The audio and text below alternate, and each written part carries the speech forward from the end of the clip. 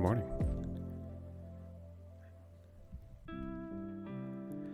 Hope everyone is doing well, and so today, actually, I should do an introduction, except I don't have I don't have one to say yet. Should I start it?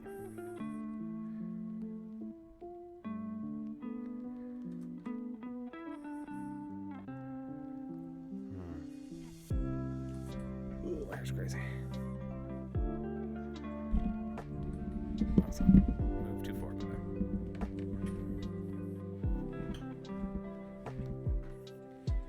Is that better? Is this charged?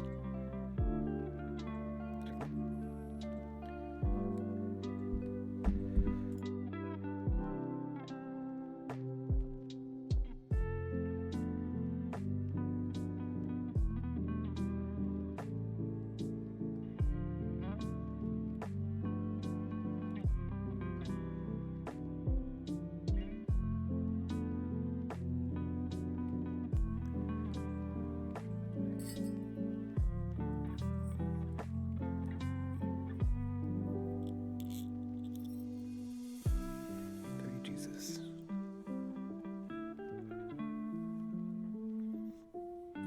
Yeah.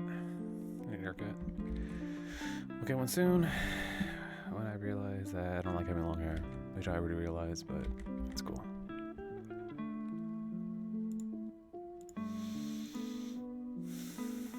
Okay, so today I'll be reading a book called The Bible. Brought to you by Alvea Sanctuary. Oh,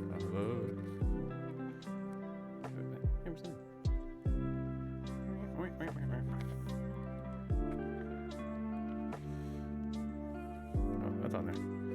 And yeah, last time I was just reading it, but this time I'll actually read and reflect when I have connecting stories, because that makes way more sense. Because again, the Bible is meant to be lived out. And yeah, to really truly live as a Christian, you live it out. It's alive. So yeah, when I get to a verse that I can share, I will do so.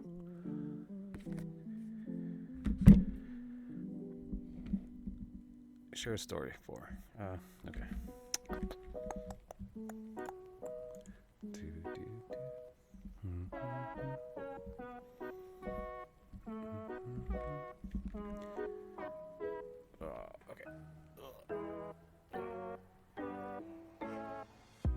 What? Tired already? No. It's been 3 whole minutes. Exhausted. No, whoops.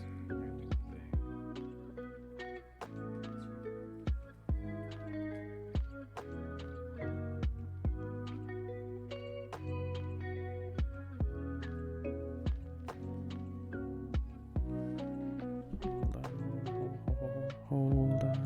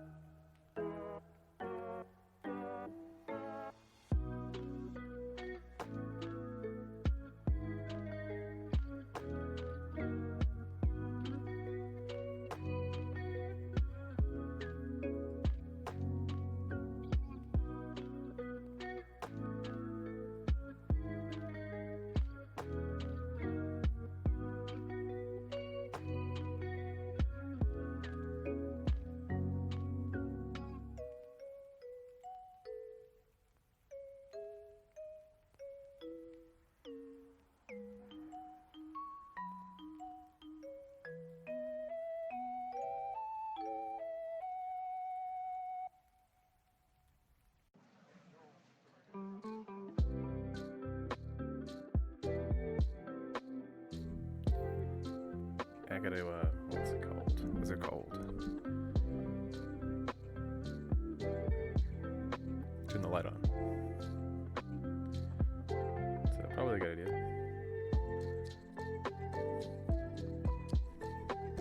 There's white. There's blue.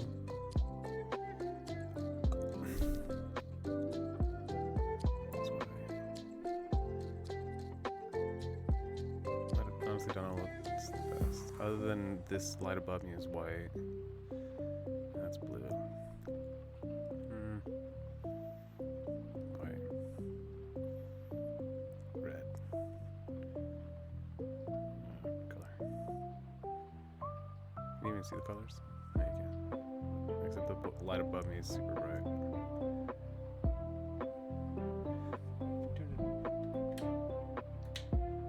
Oh, so I forgot I had these lights on.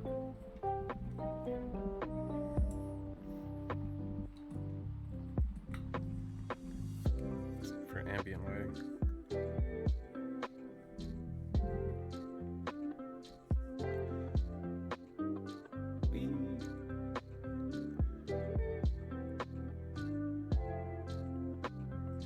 Honestly, if I want to do this kind of lighting, I have to get a better camera. I also have more lights. I have like string lights, LED lights, but I just need to set them up. All the way over there. All 10 feet away. I'll set them up soon. Really? I don't know. I don't know. I probably will. Probably means that I probably won't do it. That's not good. No, I'll do it. I just have to plan it out. I have to give myself a realistic amount of time to actually accomplish the goal or task.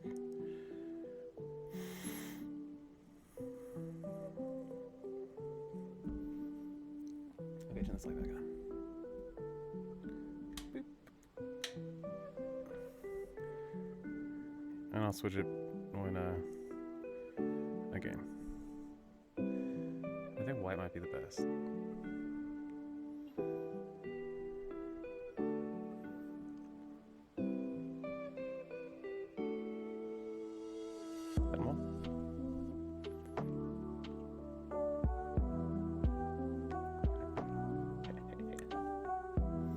I guess so. I swear that wasn't there this morning. Really? I don't know. What was I looking at? This right here? No, just kidding. Now you know I don't look in the mirror enough.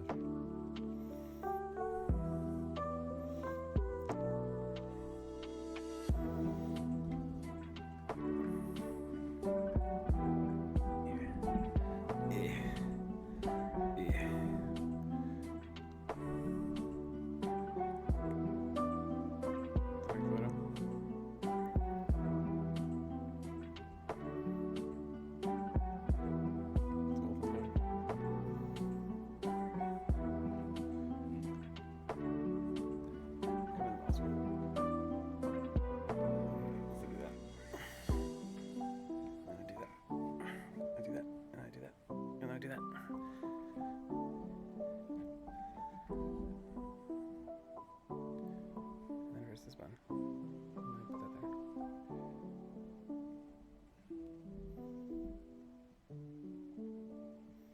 Oh, see, I should have done my hair. I just did nothing to it other than sweat in it. Probably should have combed it. That's cool.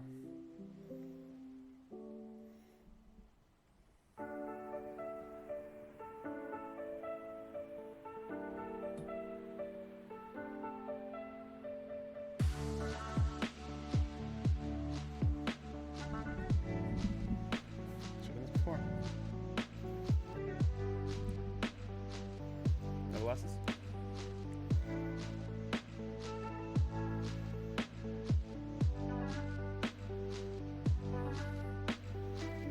Oh, okay. This is silly.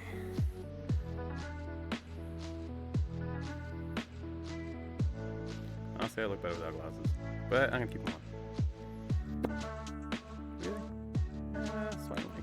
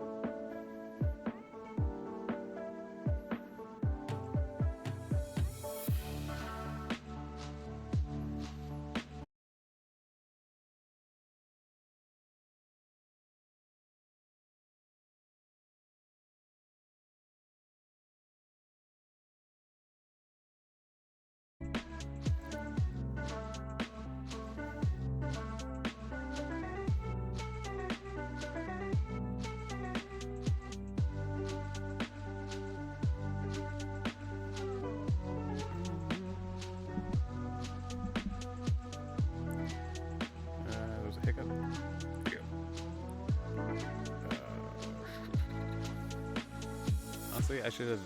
No, I'm doing it on stream because if I don't do it on stream, I just won't do it at all. I'm trying to post on Instagram.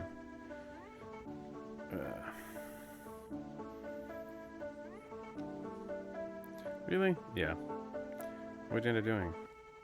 Reading and then being like, all I did was read. And then what? And then go out. And then what? And then stuff. I'm gonna do the no glasses photo. I can just take another photo. Oh.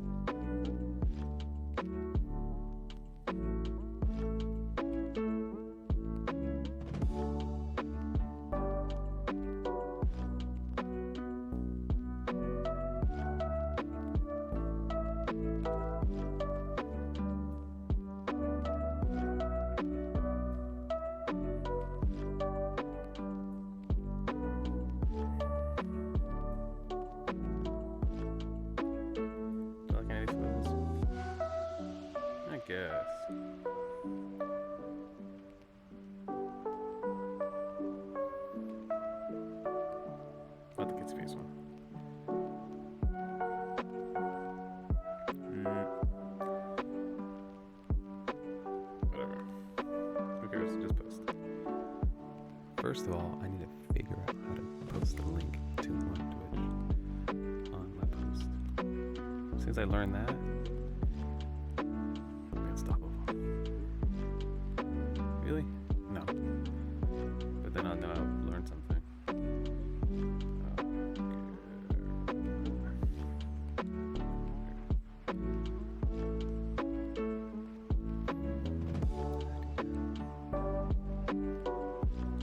Looks so easy, but really what it takes is practice, which is what I'm doing now. And if I don't learn to do it, then I'll never do it.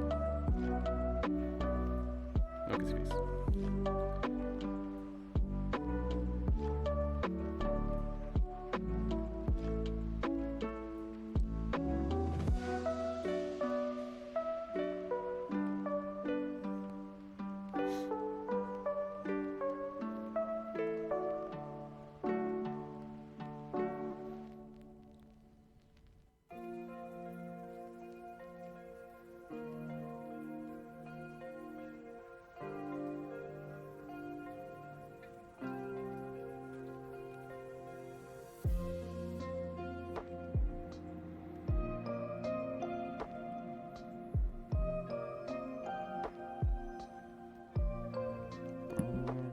A second.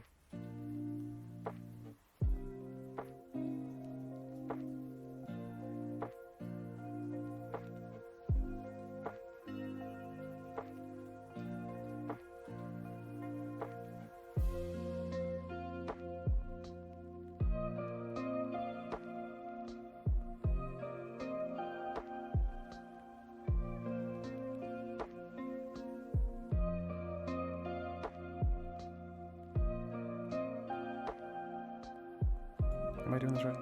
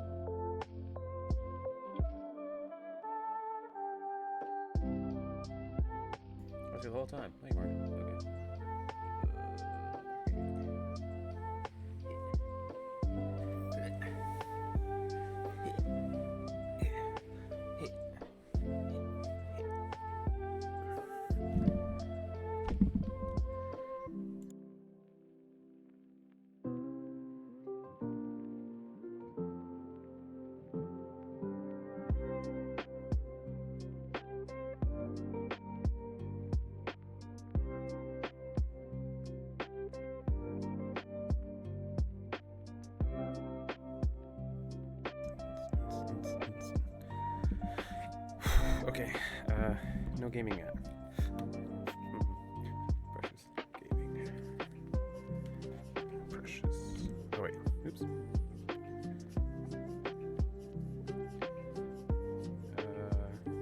Your story.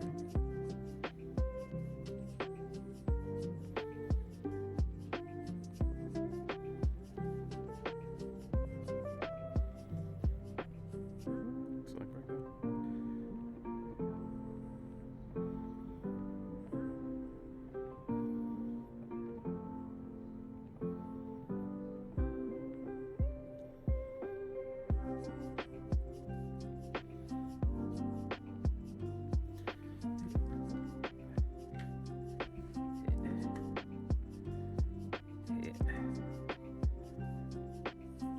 Honestly, I don't know why I have this on, but whatever. I need to get started. Oops, I keep doing that.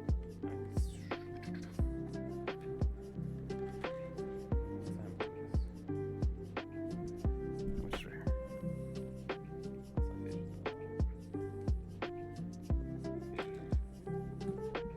Boop boop.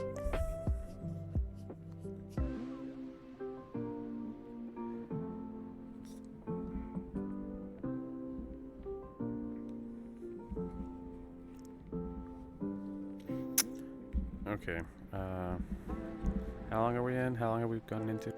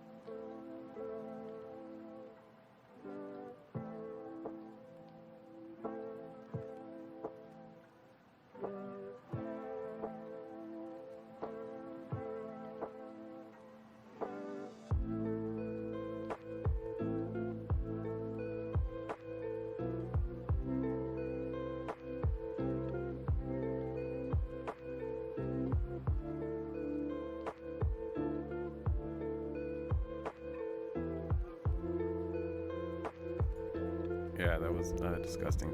How disgusting. So disgusting I don't want to do it again. Really? It wasn't bad. It was kind of pretty. What was it? What did it encompass? Coffee. What else? Lemon water. What else? I don't know.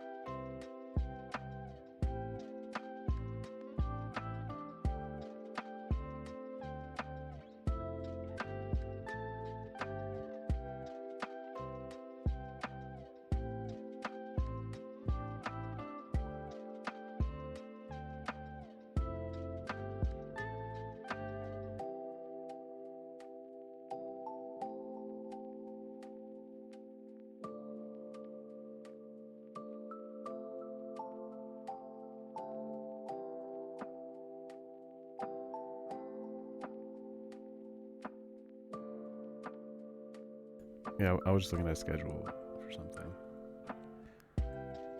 Yeah. Okay, it's been however many minutes. I don't know why OBS says connecting, but I'm online. I don't know if that'll be an issue, but I'm just not gonna press anything and then hope that that works.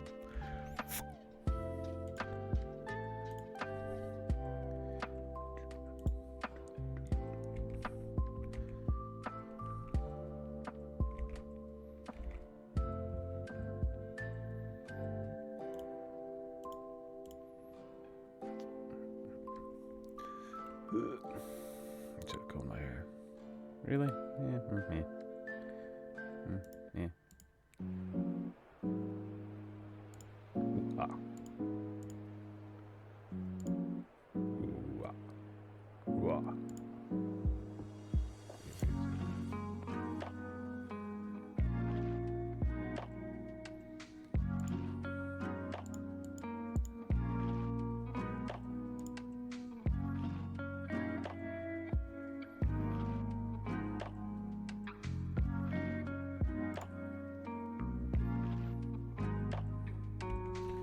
Oh, that's one thing. Reading. And then playing this game. Done.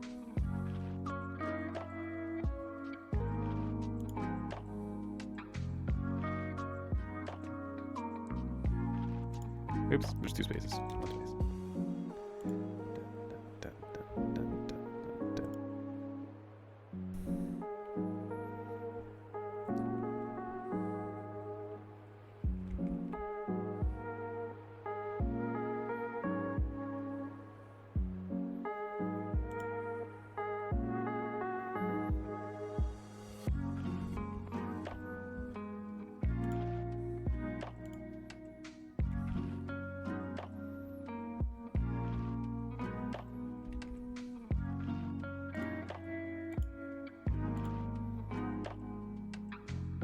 I'm trying to figure out how to get screen capture to just automatically work, but that's good enough. Okay, that's enough. Boop.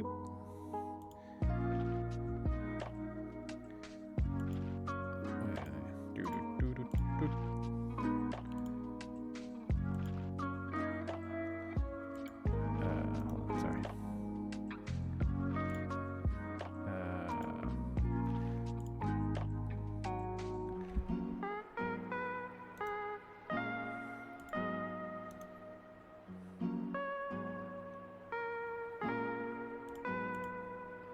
F2,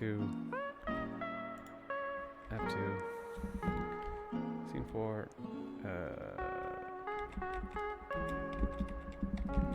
VRB screen. I need to make a VRB screen. What if I did that now?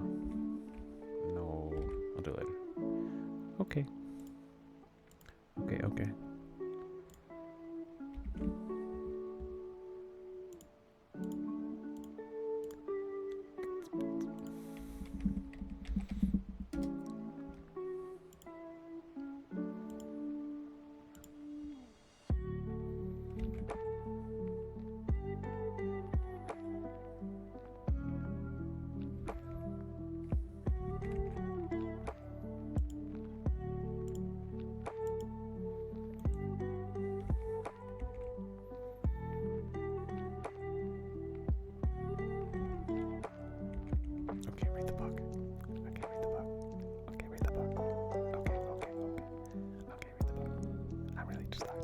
Telling myself, hey, this is what you're supposed to be doing, instead of doing like 5 other things. When you said you would do 2 things, which is reading and then playing Death's Gambit. So I will start reading, I swear, right now. Right now. One more stretch. Also, gotta put my jacket on. Really? Probably a good idea. I got this. Ugh. No.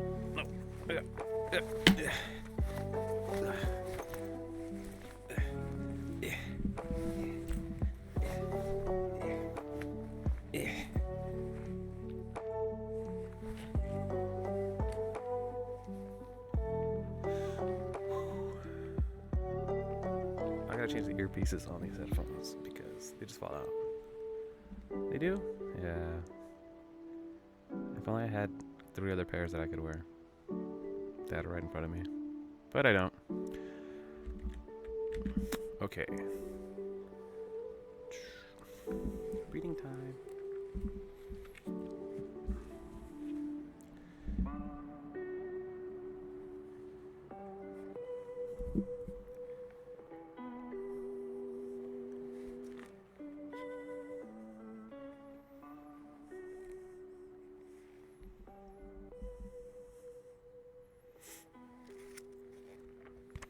Does it look better? Does it matter if it looks better? Should I be like that? Should I be lighting? Should I be in frame?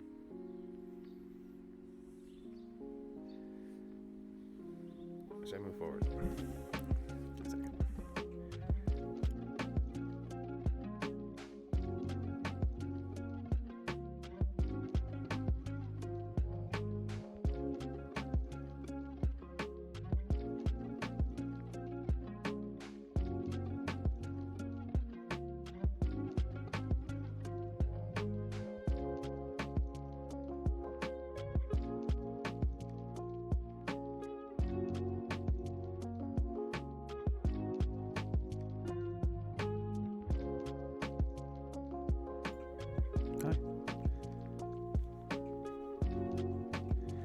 I heard a weird noise, but I realized it's my headphone.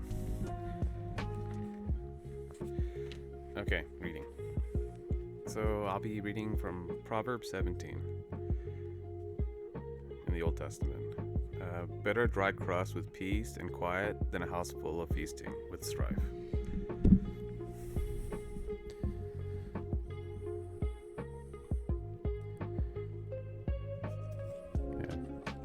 The one thing I love about Proverbs is that it's just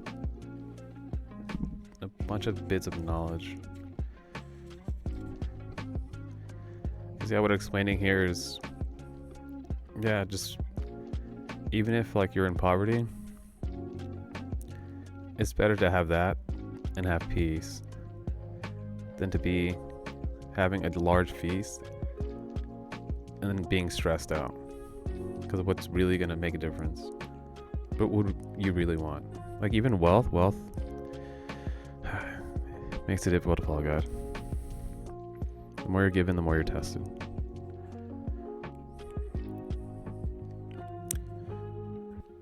Proverbs 17:2. A prudent servant will rule over a disgraceful son.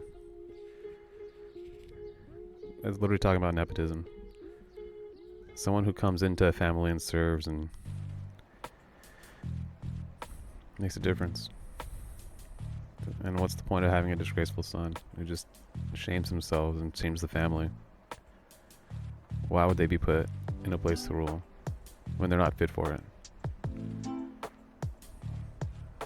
Okay. A prudent servant will rule over a disgraceful son and will share the inheritance as one of the family. Wow. Proverbs 17:3.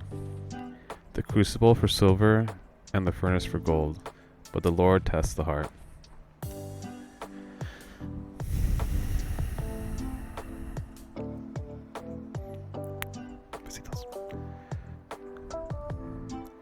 A wicked person listens to deceitful lips. A liar pays attention to destructive tongue. Whoever mocks the poor shows contentment for their maker. Whoever gloats over disaster will not go unpunished. Children's children are a crown to the age, and parents are the pride of their children.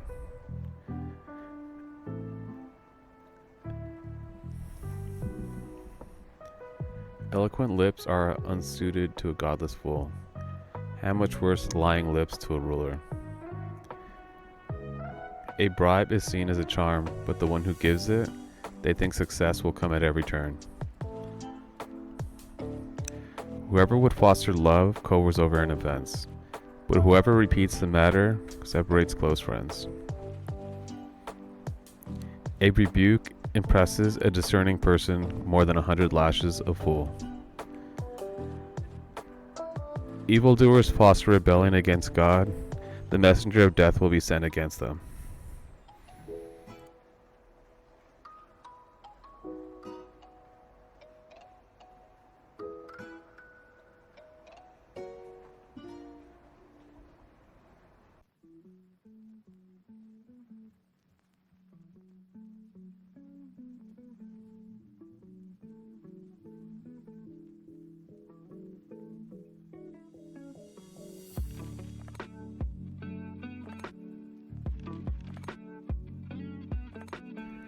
Better to meet a bear robbed of her cubs than a fool bent on folly.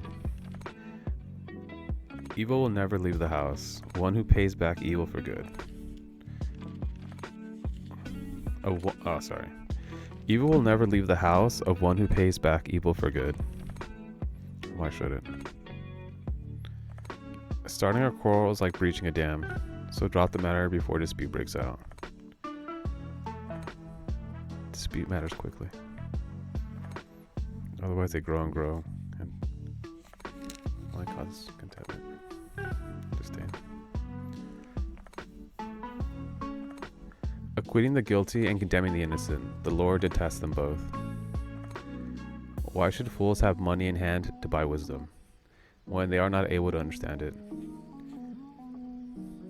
A friend loves at all times, and a brother is born for a time of adversity. W. One who has no sense shakes hands in pledge, and puts up security for a neighbor. Whoever loves a quarrel loves sin. Whoever builds a high gate invites destruction.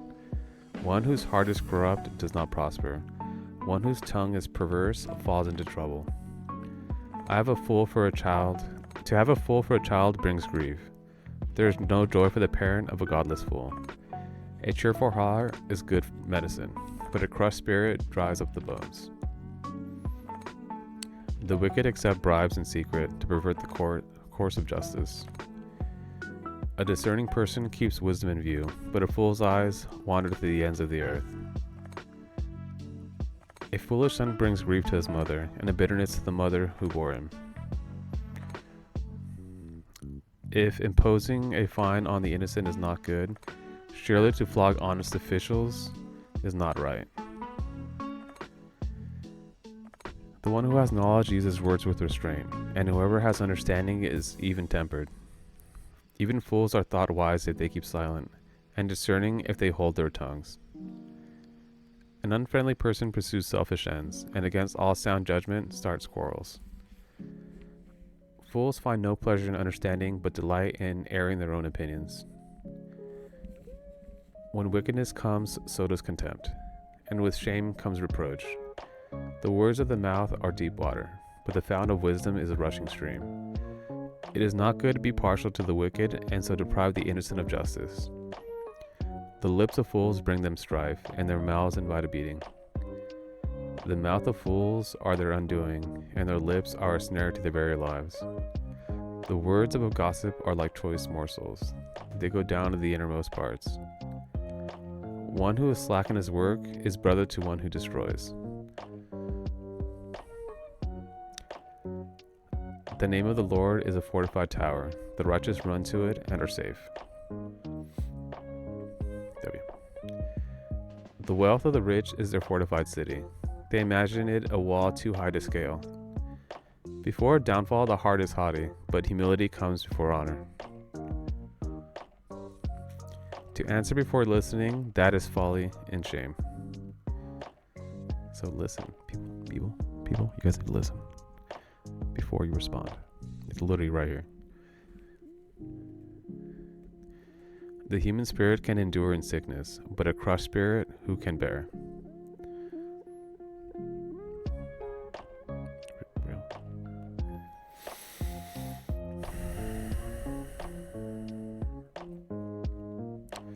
The heart of the discerning acquires knowledge, for the ears of the wise seek it out.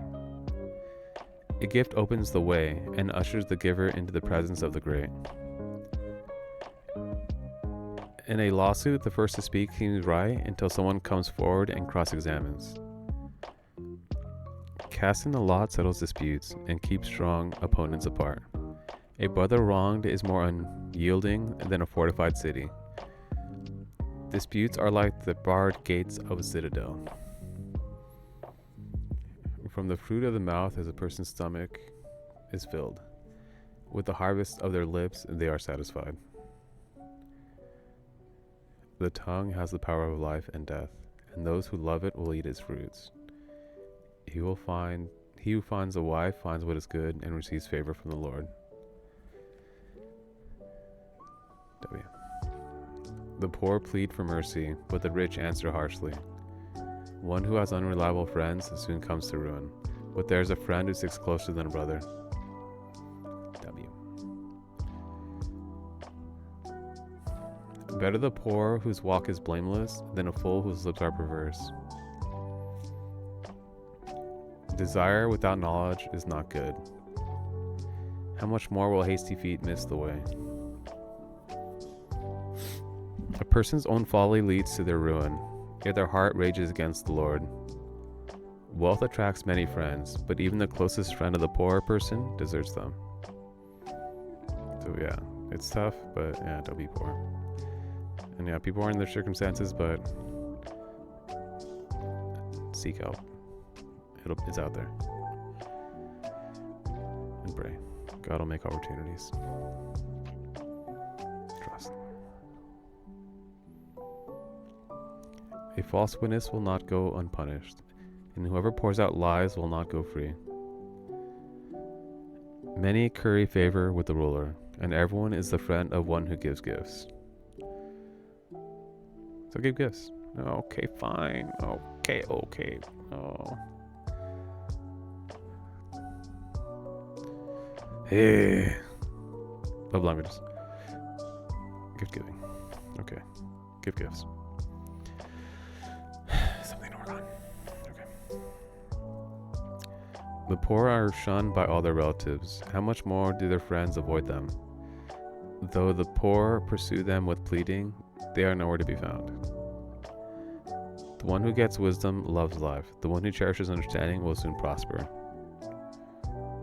A false witness will not go unpunished, and whoever pours out lies will perish. It is not fitting for a fool to live in luxury. How much worse for a slave to rule over princes.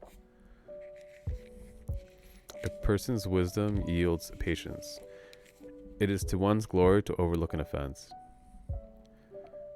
A king's rage is like the roar of a lion, but his favor is like dew on the grass. A foolish child is a father's ruin, and a quarrelsome wife is like the constant dripping of a leaky roof.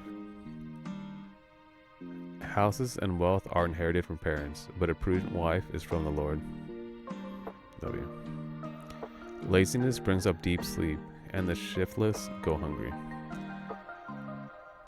So yeah, gotta work.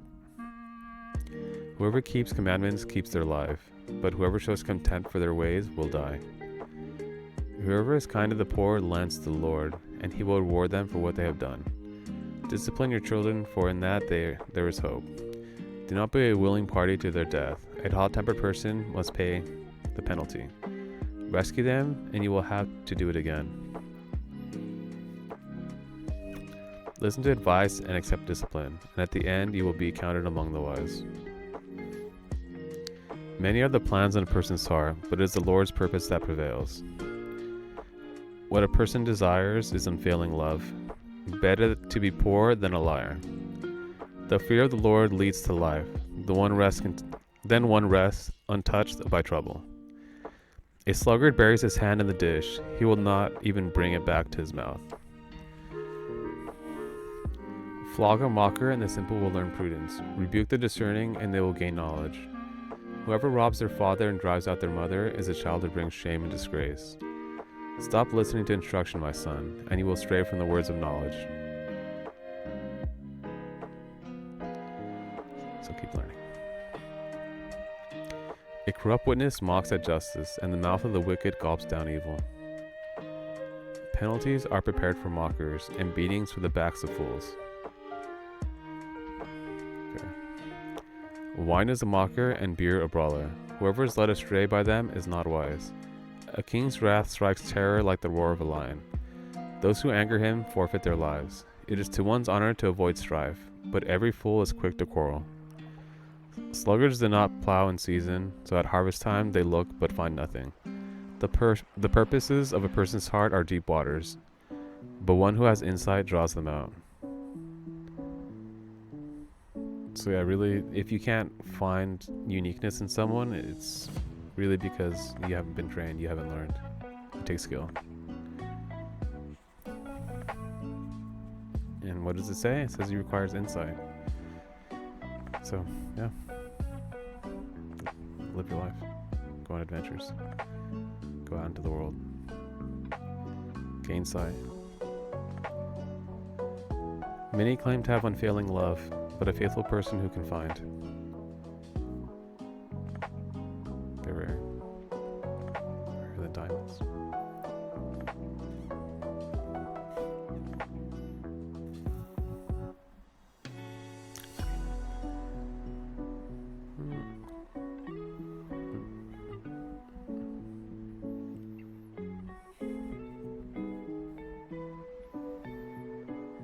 The righteous lead blameless lives. Blessed are their children after them.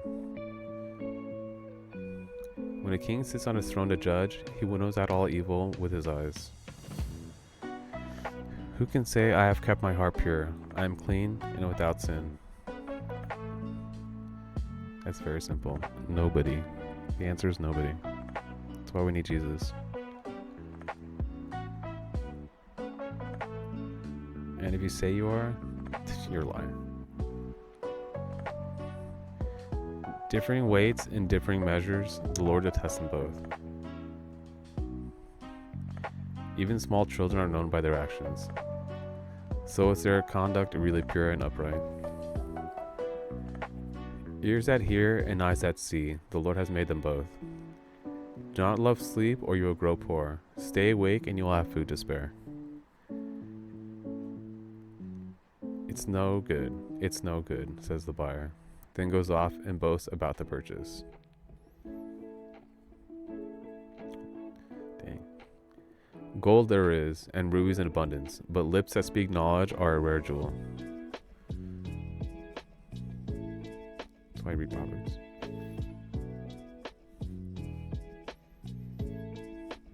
Wink. Take the garment of one who puts up security for a stranger. Hold it in pledge, if it is done for an outsider. Food gained by fraud tastes sweet, but one who ends up with a mouthful of gravel. Ouch. Plans are established by seeking advice, so if you wage war, obtain guidance. A gossip betrays a confidence, so avoid anyone who talks too much. If anyone curses their father or mother, their lamp will be snuffed out in pitch darkness. An inheritance claimed too soon will not be blessed at the end. Do not say, I'll pay you back for this wrong. Wait for the Lord, and he will avenge you. The Lord detests differing weights, and dishonest scales do not please him. A person's steps are directed by the Lord. How then can anyone understand their own way? You can't. It is a trap to dedicate something rashly and only later to consider one's vows. A wise king winnows out the wicked. He drives the threshing wheel over them. The human spirit is the lamp of the Lord that sheds light on one's inmost being. Love and faithfulness keep a king safe. Through love, his throne is made secure. W. The thing is, like, how do you rule? How do you end up being put in a position of power? It's love and faithfulness. I know people think, oh yeah, how do these people get to the top? Some of it is nepotism, but really it's love and faithfulness. People put the people they love at the top. Why? Because they care about them. They know they'll seek out over their best interests. And yeah, just we're in hard times right now, but try and empower the people that are loving and faithful. Even if they're not the best at what they do, they're going to look out for you. They're going to look out for the needs of the people. It's what the world needs. Not people who are selfish and greedy. They'll just serve themselves, they'll serve a small group, and they'll only keep hurting everyone. Okay. The glory of young men is their strength. Gray hair, the splendor of the Lord of the old. I need more gray hairs. Blows and wounds scrub away evil, and beatings purge the inmost being. In the Lord's hand, the king's heart is a stream of water. Then he channels toward all who please him. A person may think their own ways are right, but the Lord weighs the heart. To do what is right and just is more acceptable to the Lord than sacrifice. Haughty eyes and a proud heart, the unplowed field of the wicked produce sin. The plans of the diligent lead to profit, as surely as haste leads to poverty. A fortune made by a lying tongue is a fleeting vapor and a deadly snare. The violence of the wicked will drag them away, where they refuse to do what is right. The way of the guilty is devious, but the conduct of the innocent is upright. Better to live on a corner of the roof than share a house with a quarrelsome wife. The wicked crave evil, their neighbors get no mercy from them. When a mocker is punished, the simple gain wisdom. By paying attention to the wise, they get knowledge. The righteous one takes note of the house of the wicked, and brings the wicked to ruin. Whoever shuts their ears to the cry of the poor will also cry out and not be answered. A gift given in secret soothes anger, and a bribe concealed in the cloak pacifies great wrath. When justice is done, it brings joy to the righteous, but terror to evildoers. Whoever strays from the path of prudence comes to rest in the company of the dead. Whoever loves pleasure will become poor. Whoever loves wine and olive oil will never be rich. Yeah, because you just indulge in your meager senses. And you enjoy your wealth too much, you end up being poor. The wicked become a ransom for the righteous, and the unfaithful for the upright. Better to live in a desert than with a quarrelsome and nagging wife. Do that again. Wonder why. The wise store up choice food and olive oil, but fools gulp theirs down. Whoever pursues righteousness and love finds life, prosperity, and honor. Pursue righteousness and love. One who is wise can go up against the city of the mighty, and pull down the stronghold in which they trust. Those who guard their mouths and their tongues keep themselves from calamity. The proud and arrogant person, mocker is his name, behaves with insolent fury. The craving of a sluggard will be the death of him, because his hands refuse to work. All day long he craves for more, but the righteous give without sparing.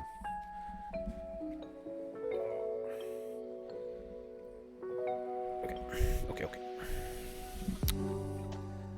The sacrifice of the wicked is detestable, but much more so when bought with evil intent. A faultless witness will perish, but a careful listener will testify successfully.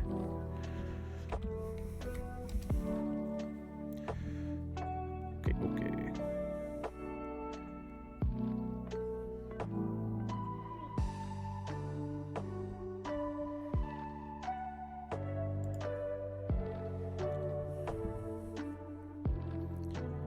The wicked put up a bold front, but the upright give thought to their ways.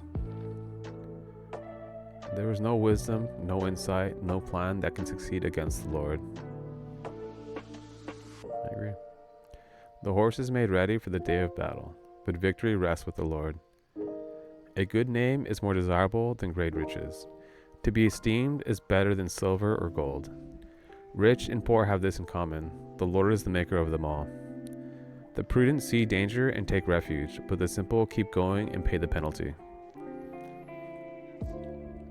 Humility is fear of the Lord. Its wages are riches and honor and life. In the paths of the wicked are snares and pitfalls, but those who would preserve their life stay far from them.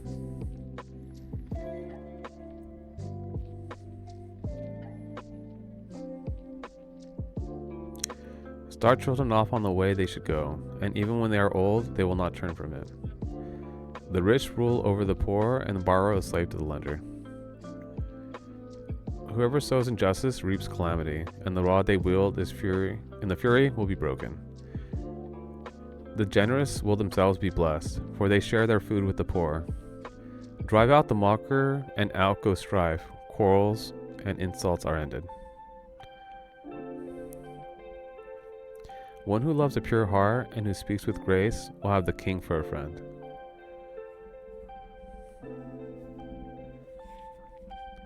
Praise Jesus.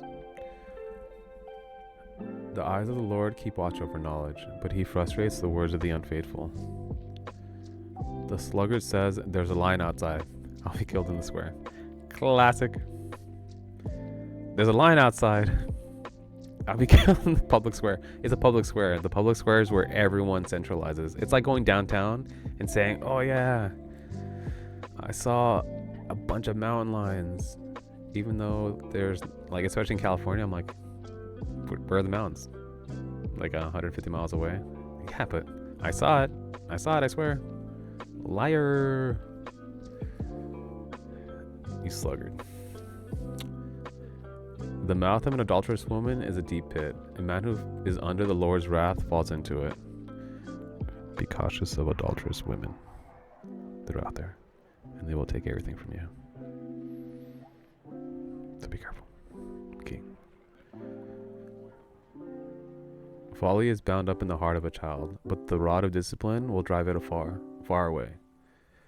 One who oppresses the poor to increase his wealth, and one who gives gifts to the rich, both come to poverty. Pay attention and turn your ear. I'll be back.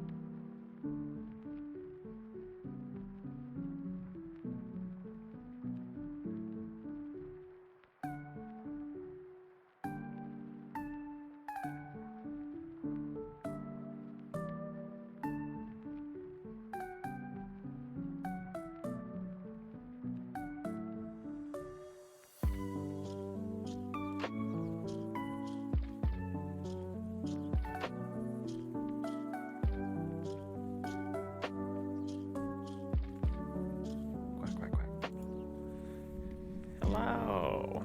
Hello. Hi.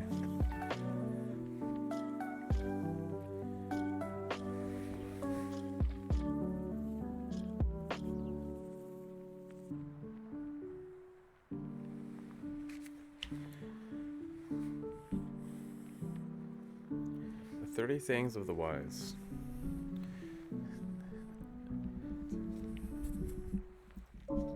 Pay attention and turn your ear to the sayings of the wise.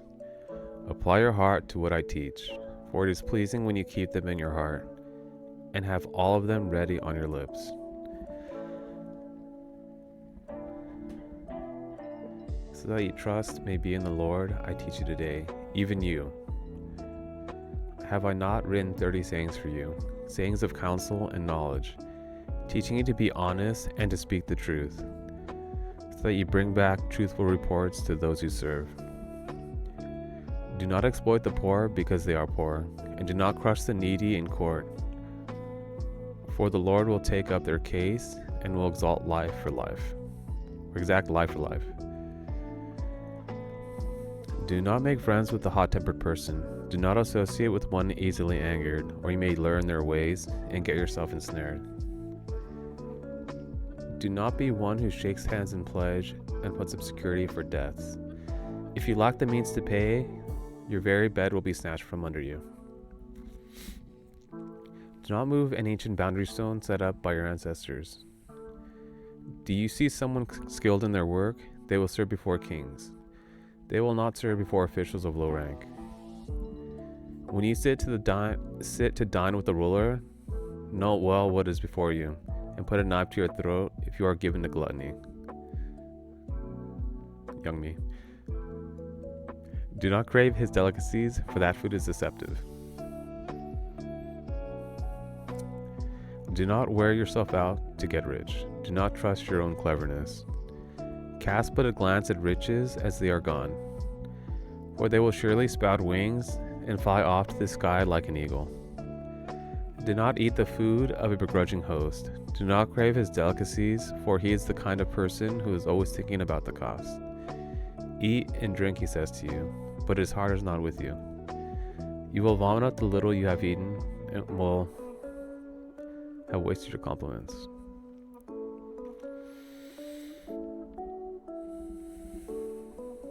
Do not speak to fools, for they will scorn your prudent words. Do not move an ancient boundary stone, or encroach on the fields of the fatherless, for their defender is strong. He will take up their case against you. Apply your heart to instruction and your ears to words of knowledge.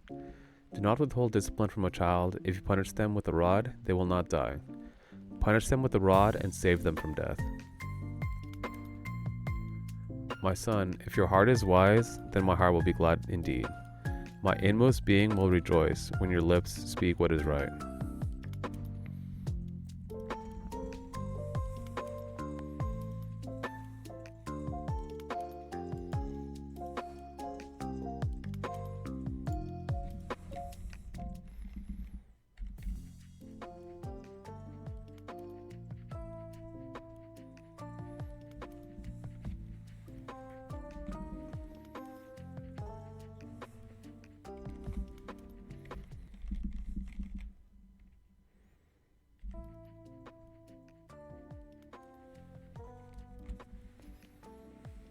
That's good.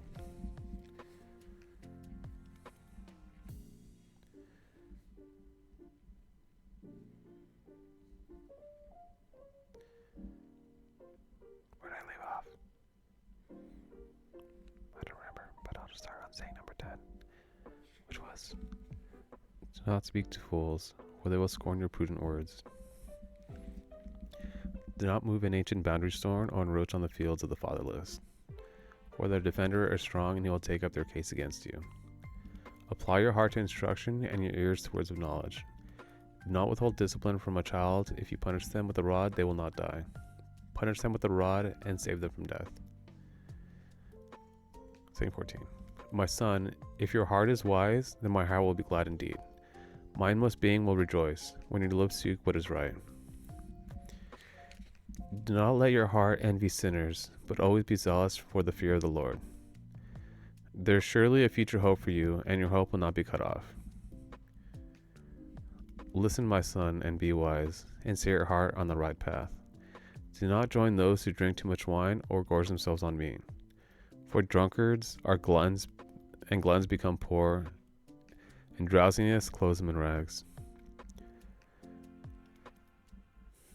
Listen to your father, who gave you life, and do not despise your mother when she is old. Buy the truth and do not sell it. Wisdom, instruction, and insight as well. The father of a righteous child has great joy. A man who fathers a wise son rejoices in him. W. May your father and mother rejoice. She may give you birth. May your father and mother rejoice. May she who gave you birth be joyful.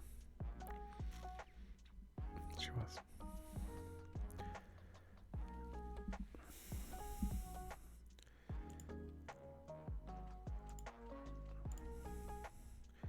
Boop.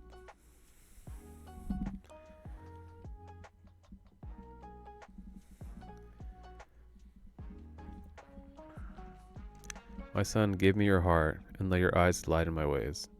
For an adulterous woman is a deep pit, and a wayward wife is a narrow well. Like a bandit she lies in wait, and multiplies the unfaithful among men. Who has woe? Who has sorrow? Who has strife? Who has complaints? Who had needless bruises? Who has bloodshot eyes? Those who linger over wine, who go to sample bowls of mixed wine. Do not gaze at wine when it is red, when it sparkles in the cup, when it goes down smoothly. In the end it bites like a snake and poisons like a viper. Your eyes will see strange sights, and your mind will imagine confusing things. You will be like one sleeping on the high seas, lying on top of the rigging. They hit me, you will say, but I'm not hurt. They beat me, but I don't feel it.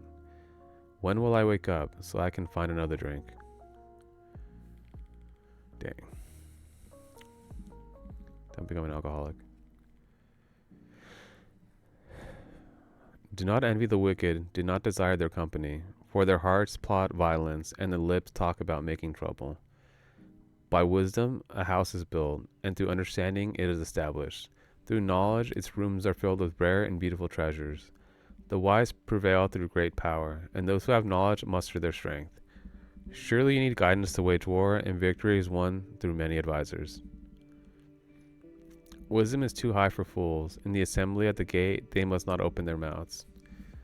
Whoever plots evil will be known as a schemer. The schemes of folly are sin, and people detest the mocker. If you falter in a time of trouble, how small is your strength? Rescue those being led away to death. Hold back those staggering forward toward slaughter. If you say, but we knew nothing about this, does not he who weighs the heart perceive it? Does not he who guards your life know it? Will he not repay everyone according to what they have done?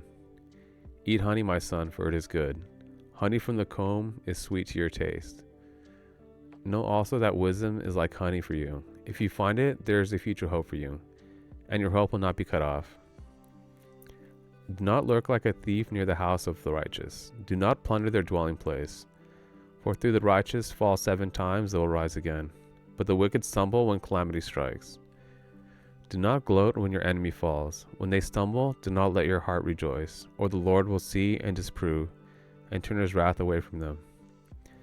Do not fret because of evildoers, or be envious of the wicked, for the evildoer has no future hope, and the lamp of the wicked will be snuffed out. Fear of the Lord and the king, my son, and do not join with rebellious officials. For those two will send sudden destruction on them, and who knows what calamities they can bring.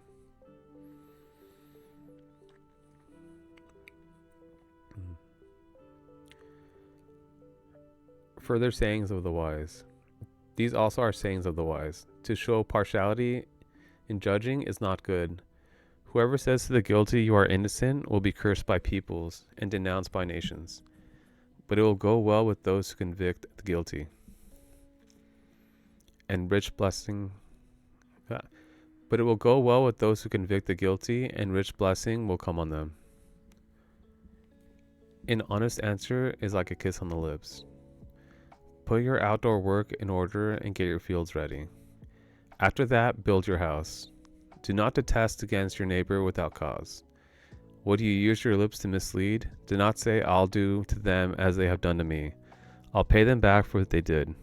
I went past the field of a sluggard, past the vineyard of someone who has no sense. Thorns had come up everywhere. The ground was covered with weeds, and the stone wall was in ruins. I applied my heart to what I observed and learned a lesson from what I saw. What'd you see? Turmoil.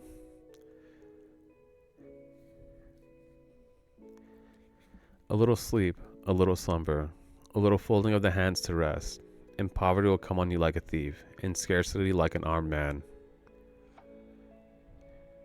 More Proverbs of Solomon. These are more Proverbs of Solomon, compiled by the men of Hezekiah, king of Judah. Need some water.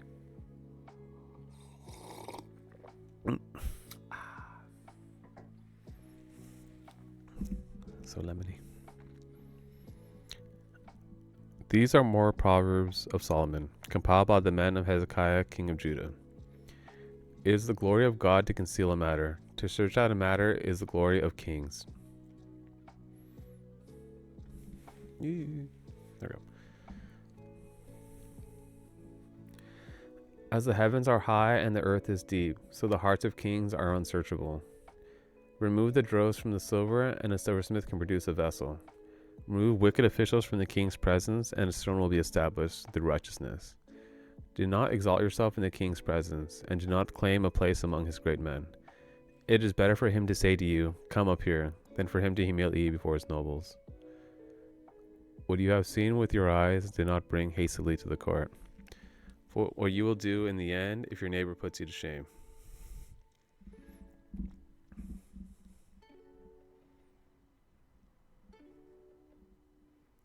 If you take your neighbor to court, do not betray another's confidence, or the one who hears it may shame you, and the charge against you will stand.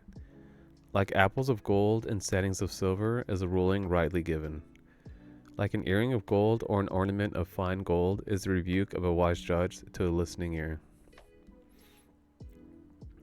Like a snow-cooled drink at harvest time is a trustworthy messenger to the one who sends him. He refreshes the spirit of his master.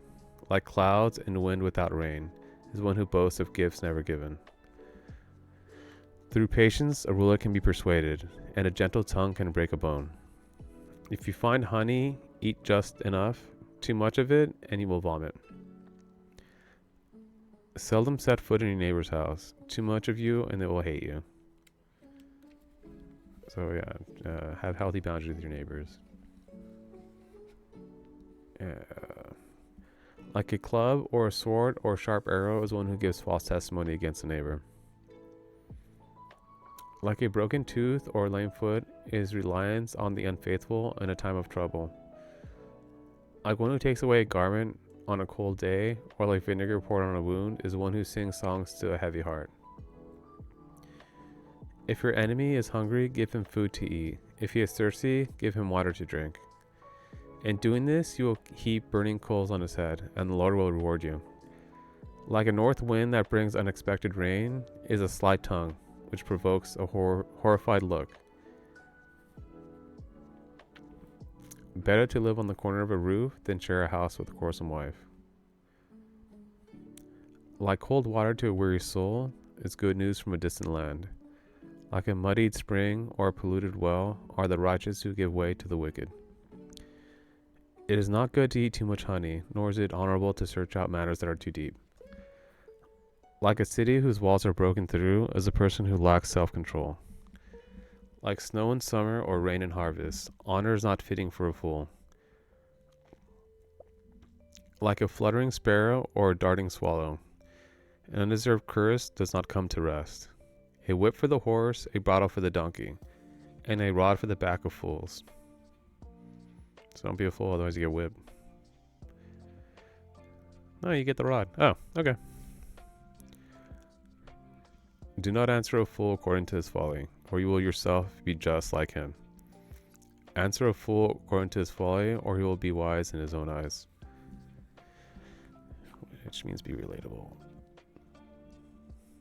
Sending a message by the hands of a fool is like cutting off one's feet or drinking poison. Like the useless legs of one who is lame is a proverb in the mouth of a fool.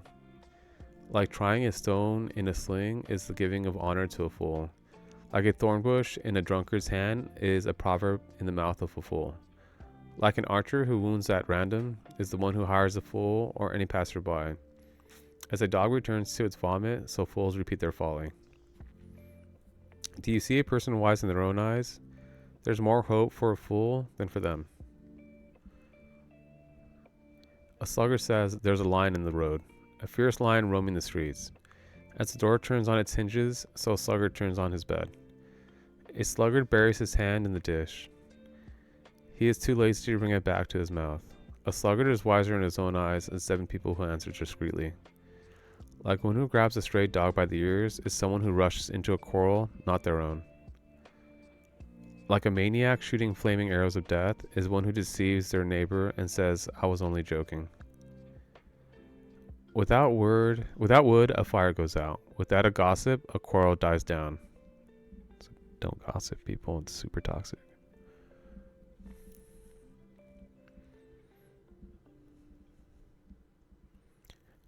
I'll say it again. Without wood, a fire goes out. Without a gossip, a quarrel dies down. As charcoal to embers, as wood to fire, so is a quarrelsome person for kindling strife. The words of a gossip are like choice morsels; they go down to the innermost parts. Like a coating of silver dross on earthenware, are fervent lips with an evil heart. Enemies disguise themselves with their lips, but in their hearts they harbor deceit. Though their speech is charming, do not believe them, for 7 abominations fill their hearts. Their malice may be concealed by deception, but their wickedness will be exposed in the assembly. Whoever digs a pit will fall into it. If someone rolls a stone, it will roll back on them. A lying tongue hates those it hurts, and a flattering mouth works ruin. Do not boast about tomorrow, for you do not know what a day may bring. Yeah, one day you're chilling, the next day you're still chilling, and then the next day, calamity.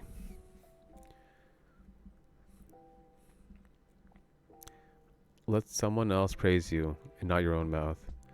An outsider, and not your own lips. Stone is heavy, and sand a burden, but a fool's provocation is heavier than both. Wild. Wild.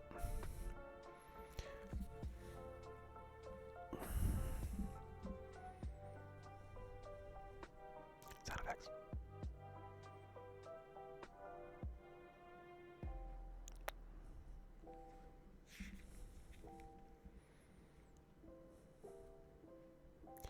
Let someone else praise you and not your own mouth, an outsider and not your own lips.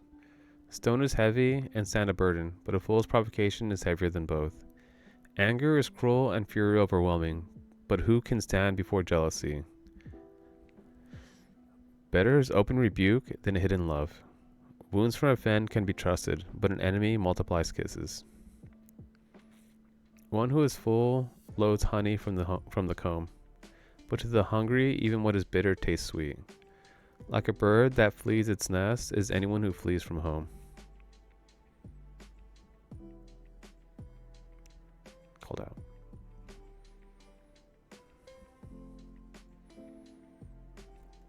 Perfume and incense bring joy to the heart, and the pleasantness of a friend springs from their heartfelt advice.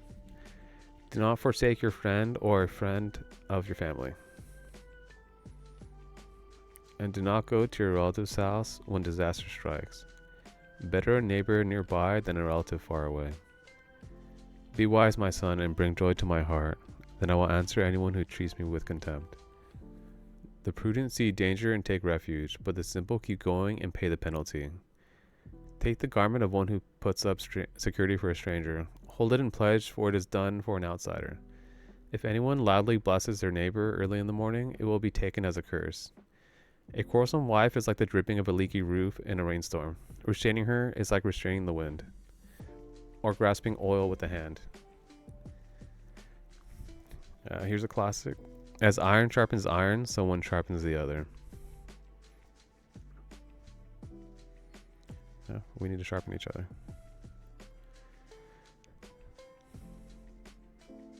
Yeah.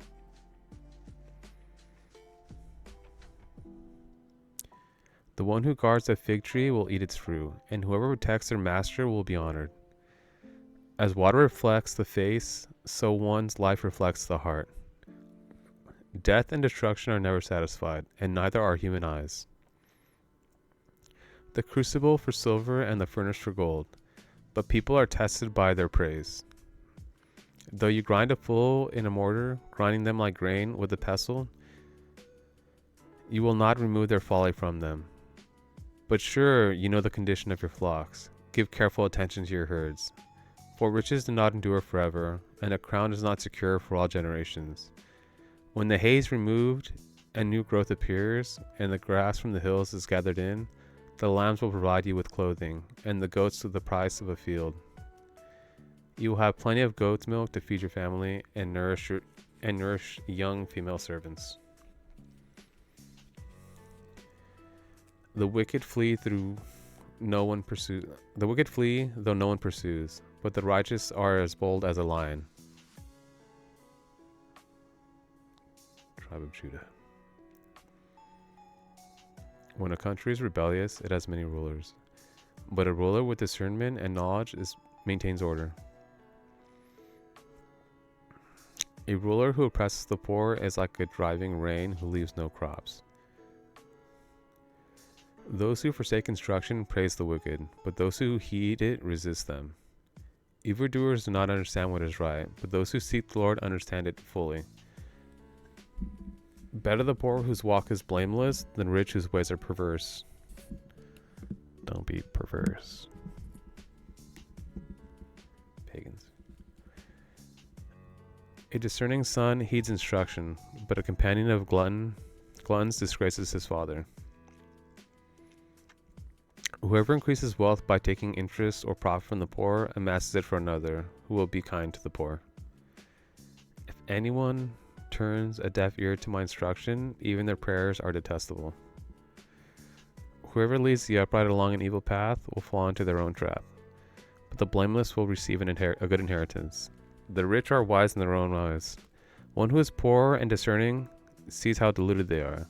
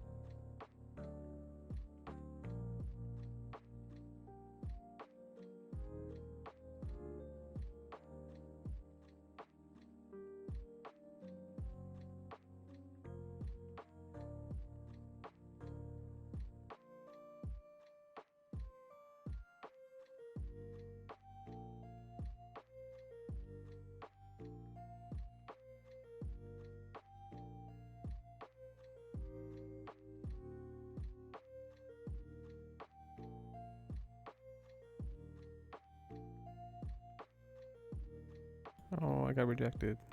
By what? Nothing. Ugh. Project that I applied for. Which one? I have no idea. Why? Because I applied for a bunch.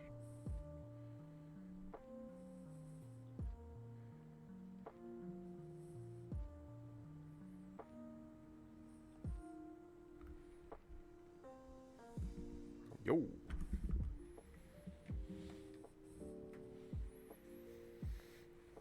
Beep.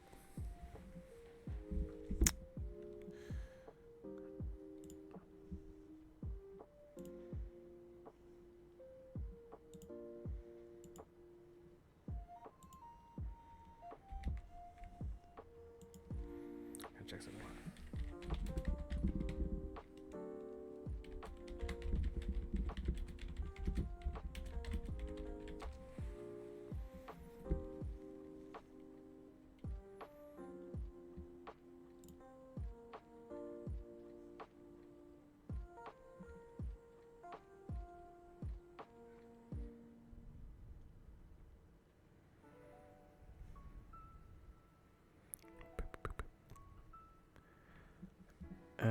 I'll do it after. Okay. Yeah, OBS says I'm not on, but I'm clearly on. So. Quack, quack, quack. Okay. 28:11. The rich are wise in their own eyes. One who is poor and discerning sees how deluded they are. When the righteous triumph, there is great elation. But when the wicked rise to power, people go into hiding. Whoever conceals their sins does not prosper, but the one who confesses and renounces them finds mercy. Blessed is the one who always trembles before God, but whoever hardens their hearts falls into trouble. Like a roaring lion or a charging bear is the wicked ruler of a helpless people. A tyrannical ruler practices extortion, but one who hates ill-gotten gain will enjoy a long reign. Anyone tormented by the guilt of murder will seek refuge in the grave. Let no one hold them back. The one whose walk is blameless is kept safe, but the one whose ways are perverse will fall into the pit. Those who work their land will have abundant food, but those who chase fantasies will have their fill of poverty. A faithful person will be richly blessed, but one eager to get rich will not go unpunished. To show partiality is not good, yet a person will be wrong for a piece of bread. The stingy are eager to get rich, and are unaware that poverty awaits them. Whoever rebukes a person will in the end gain favor, rather than one who has flattering tongue.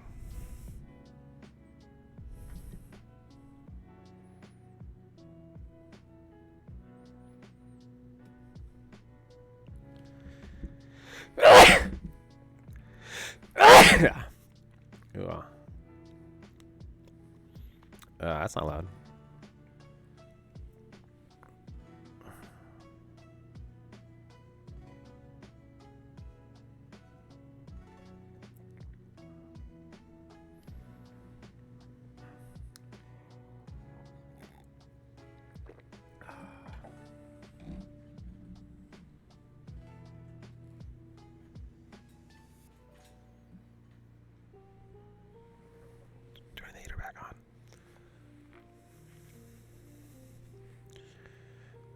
Okay.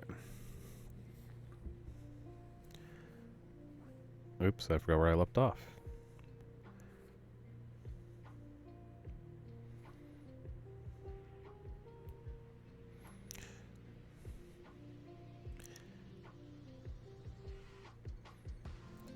Okay, 28, 23. Whoever rebukes a person will, in the end, gain favor, rather than one who has a flattering tongue. Whoever robs their father or mother and says it's not wrong is partner to one who destroys. The greedy stir up conflict, but those who trust in the Lord will prosper. Those who trust in themselves are fools, but those who walk in wisdom are kept safe. Those who give to the poor will lack nothing. Those who close their eyes to receive many curses.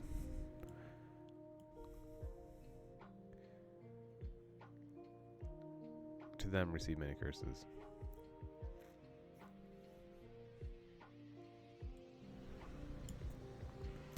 When the wicked perish, the righteous thrive.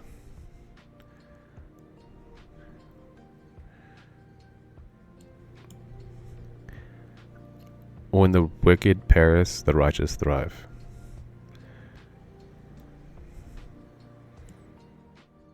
I'm doing a sound test. When the wicked perish, the righteous thrive. Thrive. Thrive. Thrive. Thrive. Thrive. Thrive.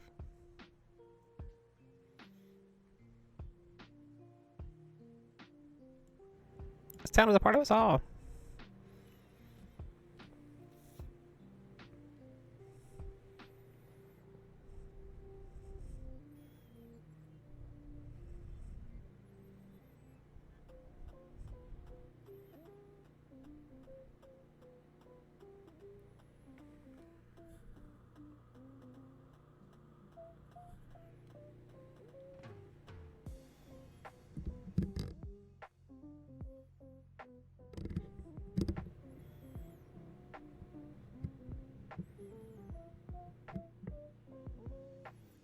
Hello? Wow, that's a lot louder. Oops, I forgot I lowered the volume. I need to adjust it accordingly. Nope. There we go. Hello.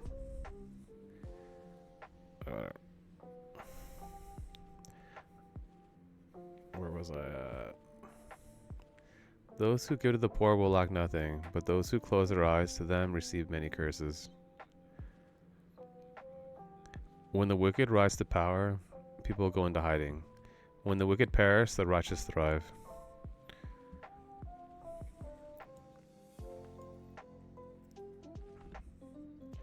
Whoever remains stiff-necked after many rebukes will suddenly be destroyed, without remedy. When the righteous thrive, the poor rejoice. When the wicked rule, the people groan. Okay, I'm gonna do another sound test.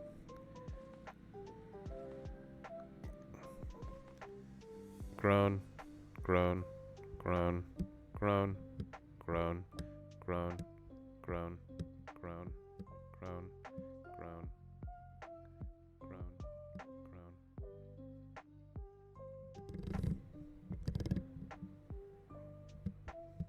Groan? That's good enough.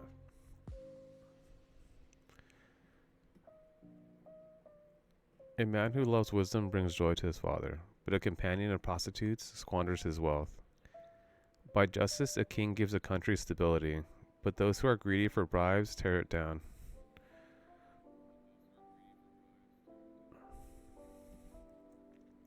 Those who flatter their neighbors are spreading nets for their feet. Evildoers are snared by their own sin. But the righteous shout for joy, you are glad.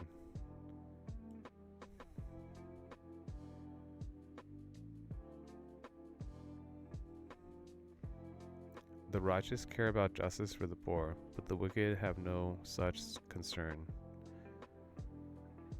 Mockers stir up a city, but the wise turn away anger. If a person goes to court with the fool rages and scoffs, and there is no peace.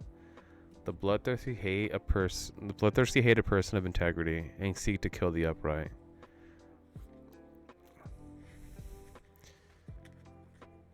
Fools give full vent to their rage, but the wise bring calm in the end. If a ruler listens to lies, all his officials become wicked. The poor and the oppressor have this in common: the Lord gives sight to the eyes of both. If a king judges the poor with fairness, his throne will be established forever. And a rod and a reprimand impart wisdom, but a child left undisciplined disgraces its mother. When the wicked thrive, so does sin, but the righteous will see their downfall. Discipline your children, and they will give you peace. They will bring you the delights you desire. Where there is no revelation, people cast off restraint, but blessed is the one who heeds wisdom's instruction.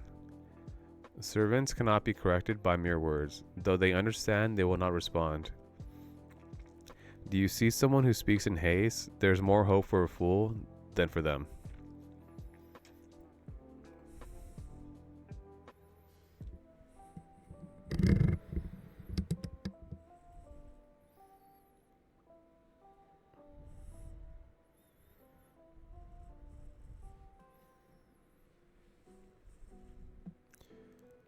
A servant pampered from youth will turn out to be insolent. An angry person stirs up conflict, and a hot-tempered person commits many sins. Pride brings a person low, but the lowly in spirit gain honor.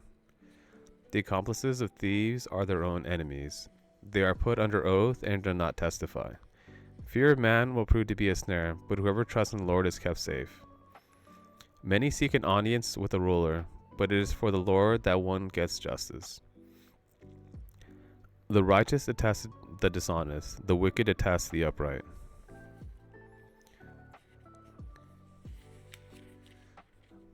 So,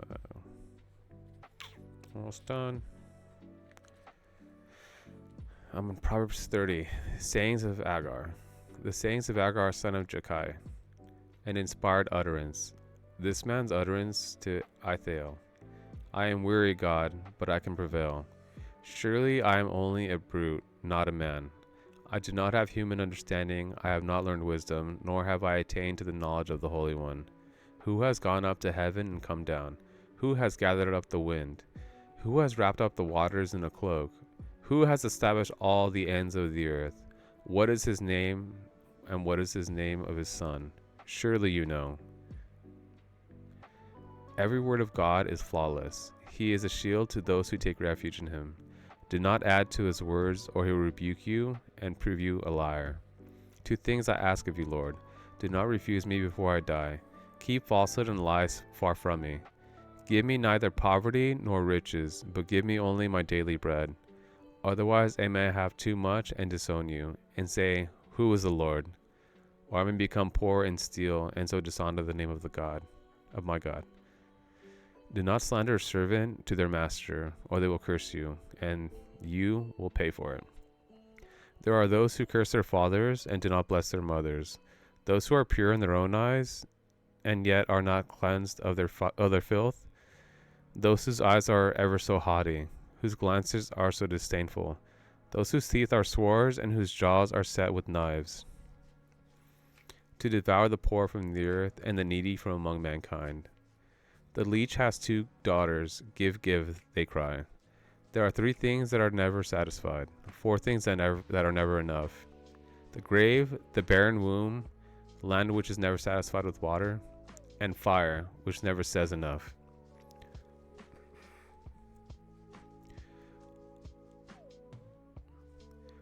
The eye that mocks the father, that scorns an aged mother, will be pecked out by the ravens of the valley, will be eaten by the vultures. There are 3 things that are too amazing for me, 4 that I do not understand.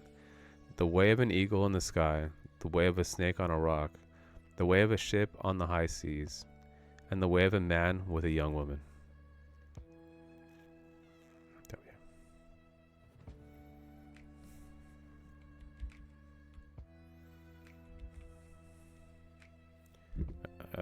I'm going to say this again just because it's one of my favorite verses. There are 3 things that are too amazing for me, 4 that I do not understand. The way of an eagle in the sky, the way of a snake on a rock, the way of a ship on the high seas, and the way of a man with a young woman.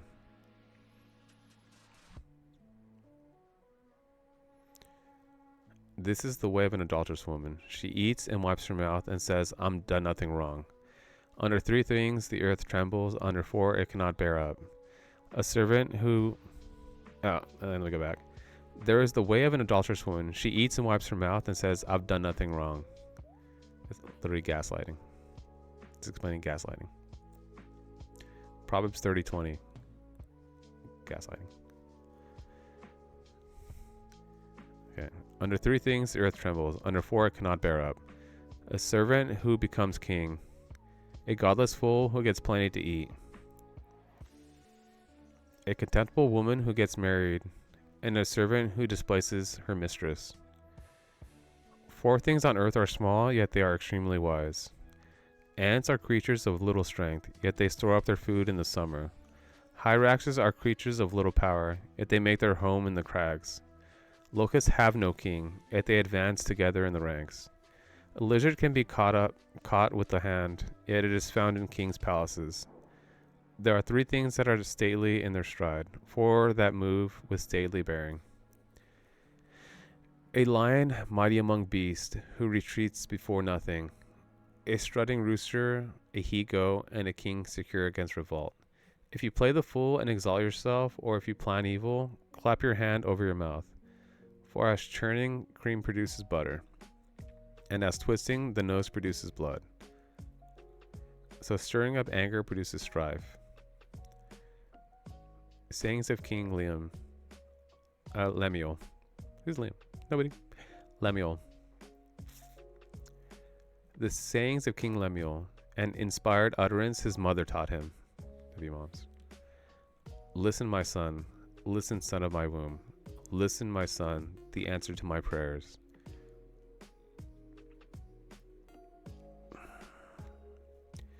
Do not spread... Sorry. Listen, my son.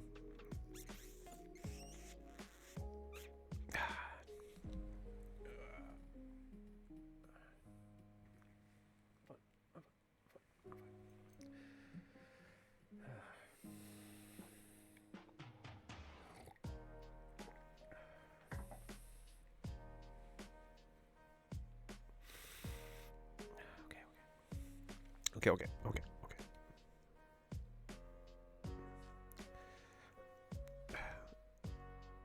Listen.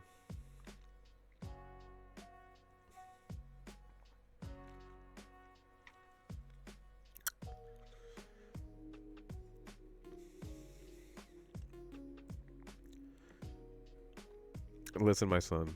Listen, son of my womb. Listen, my son, the answer to my prayers.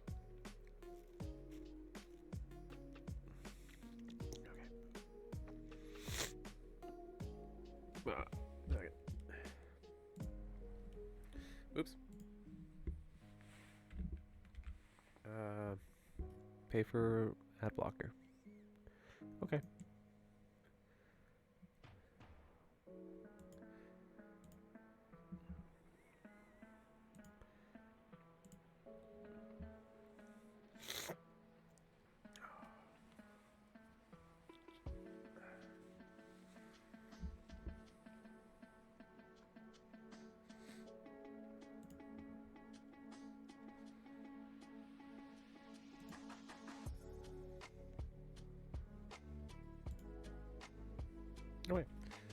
Okay.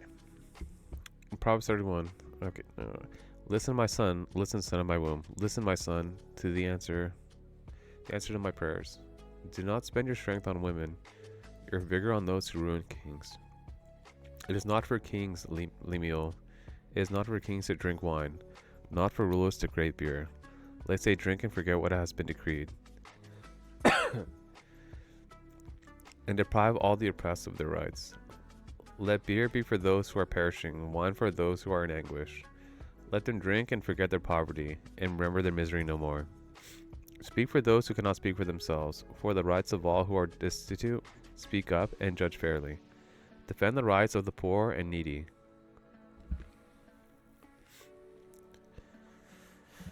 And the highlight of Proverbs. Epilogue, the wife of noble character.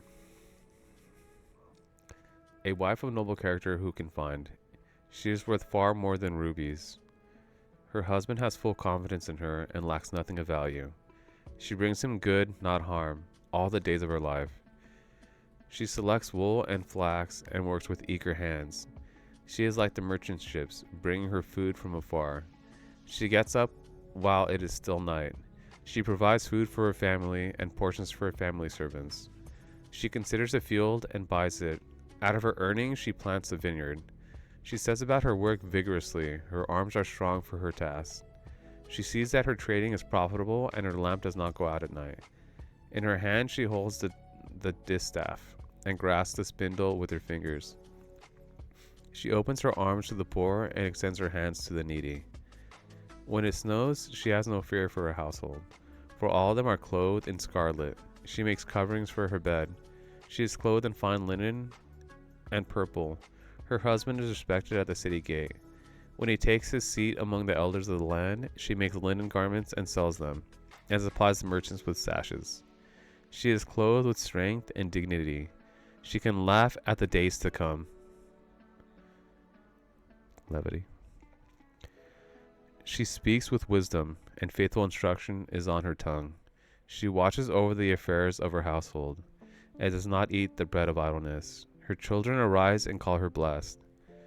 Her husband also, and he praises her. Many women do noble things, but you surpass them all. Charm is deceptive, and beauty is fleeting, but a wife of noble character who can find? Oops.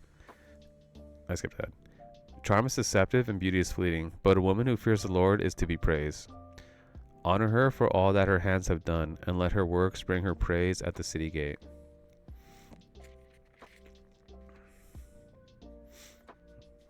And that's Proverbs. I'll do Ecclesiastes next.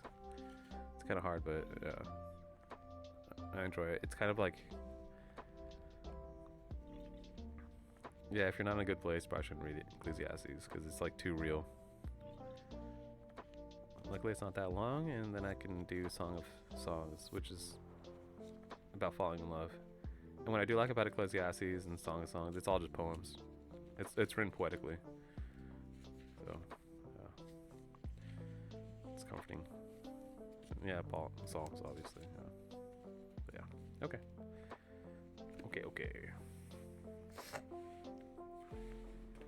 How long am I reading for? 5 minutes? What time is it? 9:39.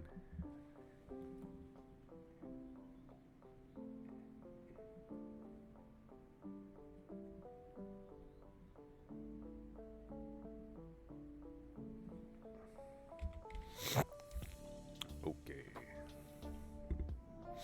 I need to go.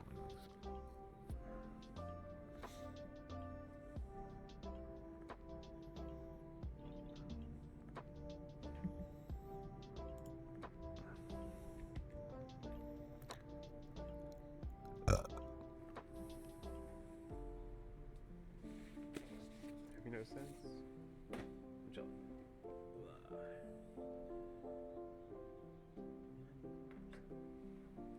Okay. So at this point, I'm gonna start. I was reading Hidden Potential before, and so I'm gonna get back into reading that because if I don't do it on stream, then I just won't do it. Yeah, because there's one book I'm reading, and I'm trying to read it off stream because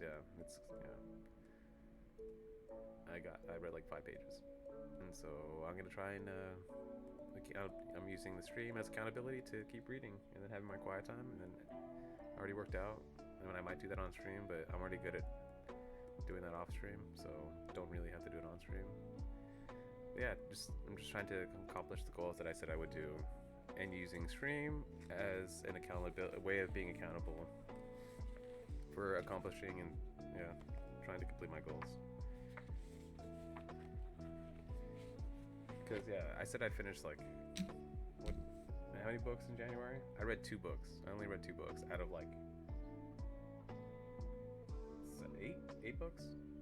But I did read another book, so I read 3 books, but it doesn't count because it wasn't part of the list. That's me just venturing off and reading other things, which shouldn't be the case. Because why? You set goals, accomplish them, and then we end up getting distracted with life and doing other things. And does it benefit? Yeah, sometimes, but yeah.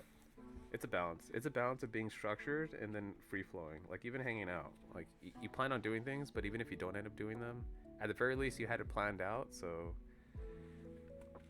it just shows that you care.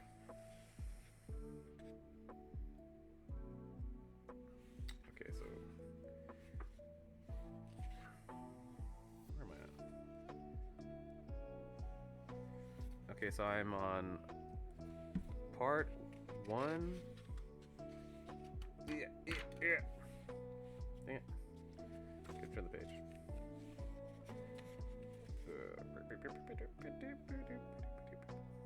So there's 3 parts. And then each part has 3 pieces. 3. And so, where are we at? We're on page 61 of, we're on part 1, chapter 3 of this book, The Imperfectionist. Finding the sweet spot between flawed and flawless. And yeah, it's only 20 pages, so it shouldn't take too long. Really? I don't know. I don't know. It's 9:43, so 20 pages, 20 minutes? Is that realistic? No. Oh, okay. Well, we'll see what happens. Chapter 3, Finding the Sweet Spot Between Flawed and Flawless. There's a crack in everything, and that's how light gets in. Leonard Cohen. When we got word of the earthquake rocking his home in Japan, Tadao Ando was halfway across the world. With a heavy heart, he dashed to the airport and boarded the first flight back from Europe. As he took a boat to the city of Kobe, he felt every second pass by. It wasn't concern for his own house that was weighing on his mind. He was anxious to check in on whether the community was safe. They had entrusted him to design a number of their buildings, from a housing complex on a steep hill to a Buddhist temple. Ando had good reason to be nervous. He didn't have any formal training as an architect. Born in poverty in the early 1940s, he was raised by his mother in a nagaya, a small one-story row house made from wood. As broken windows left him shivering through icy winters, Ando escaped to the small carpentry shop across the street. He spent countless afternoons and evenings building wooden boats, blowing glass, and working with metal. He dreamed of creating his own building. Without the means to go to college, Ando decided to learn architecture on his own. While doing odd jobs to pay the rent, he scrutinized the structures around him. He borrowed architecture books from friends and read about the evolution of materials, techniques, and styles. He honed his drawing skills by tracing directly over sketches of buildings until the pages were black. Eventually, Ando had taught himself enough to earn an architecture license. By the time the earthquake hit Kobe in 1995, he had to design dozens of buildings there on an active fault line. Tragically, when the aftershock subsided, more than 6,000 people had lost their lives. Entire neighborhoods were destroyed and over 200,000 buildings were in shambles. Arriving heartbroken, Ando somberly surveyed the devastation. He ventured over roads that had split in half and maneuvered around power lines that were still in flames. He climbed through the rubble of 10-story buildings that had crumbled to the ground. Remarkably, not a single one of Ando's 35 buildings had collapsed, and he inspected them. He couldn't even find a visible crack. Tadao Ando was the only architect ever to win all 4 of the field's most prestigious prizes.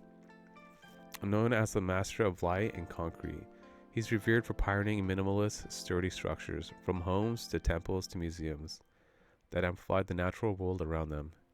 His buildings have been described as earthquake-proof, and his designs have been called visual haikus. When I consider when I consider the traits of great architects, the first quality that came to mind was perfectionism. It takes painstaking attention to detail to create an aesthetic masterpiece, let alone a structure that can withstand an earthquake. If you're not fastidious about getting every element right,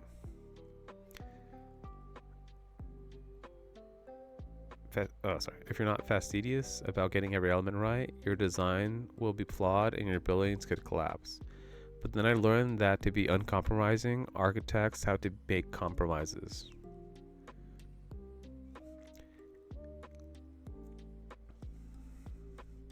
There's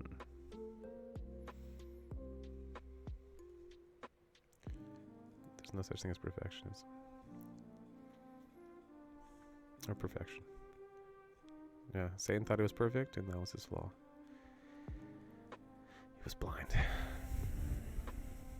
And I kept hearing that no one did this better than Tadeo Ando.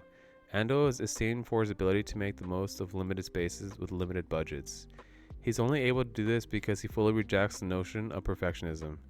He knows that to be disciplined in some areas, we have to let others go. One of his specialties is being disciplined in deciding when to push for the best and when to settle for good enough. For him, this often means prioritizing durability and design while compromising on comfort. His signature style is meticulous on form, but less exacting on function. When Ando designed his second house, the entire lot was less than 200 square feet. The constraints of the space meant that if he sought perfectionism or perfection, it would be unattainable, for he had to settle for design with some fundamental flaws. He built a tiny concrete box without any windows. There was only a skylight at the top. After satisfying the minimum conditions of ventilation, lighting, and exposure to sunlight, Ando reflected, I thought the question of functionality could be left to the inhabitant. To get from one bedroom to the other, you had to walk through a courtyard without a ceiling and brave the elements. On rainy days, you had to carry an umbrella in your own house. When the project was submitted for an architecture prize, a judge wrote, "This award should be given to the brave owner who is living and surviving in this environment." Oh, man. Ando accepted these shortcomings because he was unwilling to sacrifice his vision of being an urban guerrilla. He wanted to create a well-designed, durable oasis smack in the center of a city. By closing off the walls to the outside world, he was protecting the home from ugliness and uproar. By opening an interior patio to the sky above, he was connecting the home with the splendor and simplicity of nature. Despite the deficiencies, the row house won a major prize and launched his career. We usually associate aesthetic and technical prowess with the drive for flawless results. As I've studied the habits of great designers, dancers, and divers, though, I've come to understand that unlocking hidden potential is not about the pursuit of perfection. Tolerating flaws isn't just something novices need to do. It's part of becoming an expert and continuing to gain mastery. The more you grow, the better you know which flaws are acceptable. When I was growing up, my mom often said that no matter what grades I got in school, as long as I did my best, she'd be proud of me. Then she added, "But if you didn't get an A, I'll know you didn't do your best." She said it with a smile, but I took it seriously. I shouldn't settle for anything less than perfect. It's one thing to care about attaining success and avoiding failure. I'm guessing you wouldn't want a heart surgeon who was content with doing an inadequate job. But perfectionism takes expectations to a whole different level. I'm not talking about the line people use in job interviews. My greatest weakness is that I'm too much of a perfectionist. It's much more extreme than that perfectionism. Perfectionism is a desire to be impeccable. The goal is 0 defects, no faults, no flaws, no failures. It's my college classmate who was so enamored with his perfect SAT score that his email handle was, "I got 1600. It's the students who still display their 4.0 GPAs on their resumes and LinkedIn profiles a decade after graduation. It's the friends who appear to be living their best lives online but hide their physical and emotional scars in shame. The corpos. There's strong evidence that perfectionism has been rising for years across the United States, UK, and Canada. Social media clearly hasn't helped, but the spike started in the 1990s, a full generation before anyone was posted creating images on Instagram. In an increasingly competitive world, Kids face growing pressure from parents to be perfect and harsh criticism when they fall short. They learn to judge their worth by the absence of inadequacies. Every flaw is a blow to their esteem. I've lived it myself. Perfectionism, which is doing too much and the fear of not being enough. That's what perfectionism actually is. Doing too much and inside the fear of not being enough. Which is why you do too much, because you don't feel like you're enough.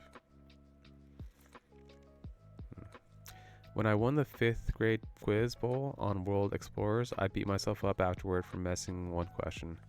How could I forget that the sea route to India was discovered by Da Gama, not Magellan? When I made the finals of a Mortal Kombat tournament and won a lifetime pass to a local movie theater, I didn't celebrate. 3rd place is the second loser. When I set the curve on a math test, I was disappointed. Only a 98, not good enough. Perfectionists excel at solving problems that are straightforward and familiar. In school, there are ACE multiple choice tests that have a single right answer and fill in the blank questions that allow them to regurgitate facts. They're committed to memory. Michelangelo's marble architectural memory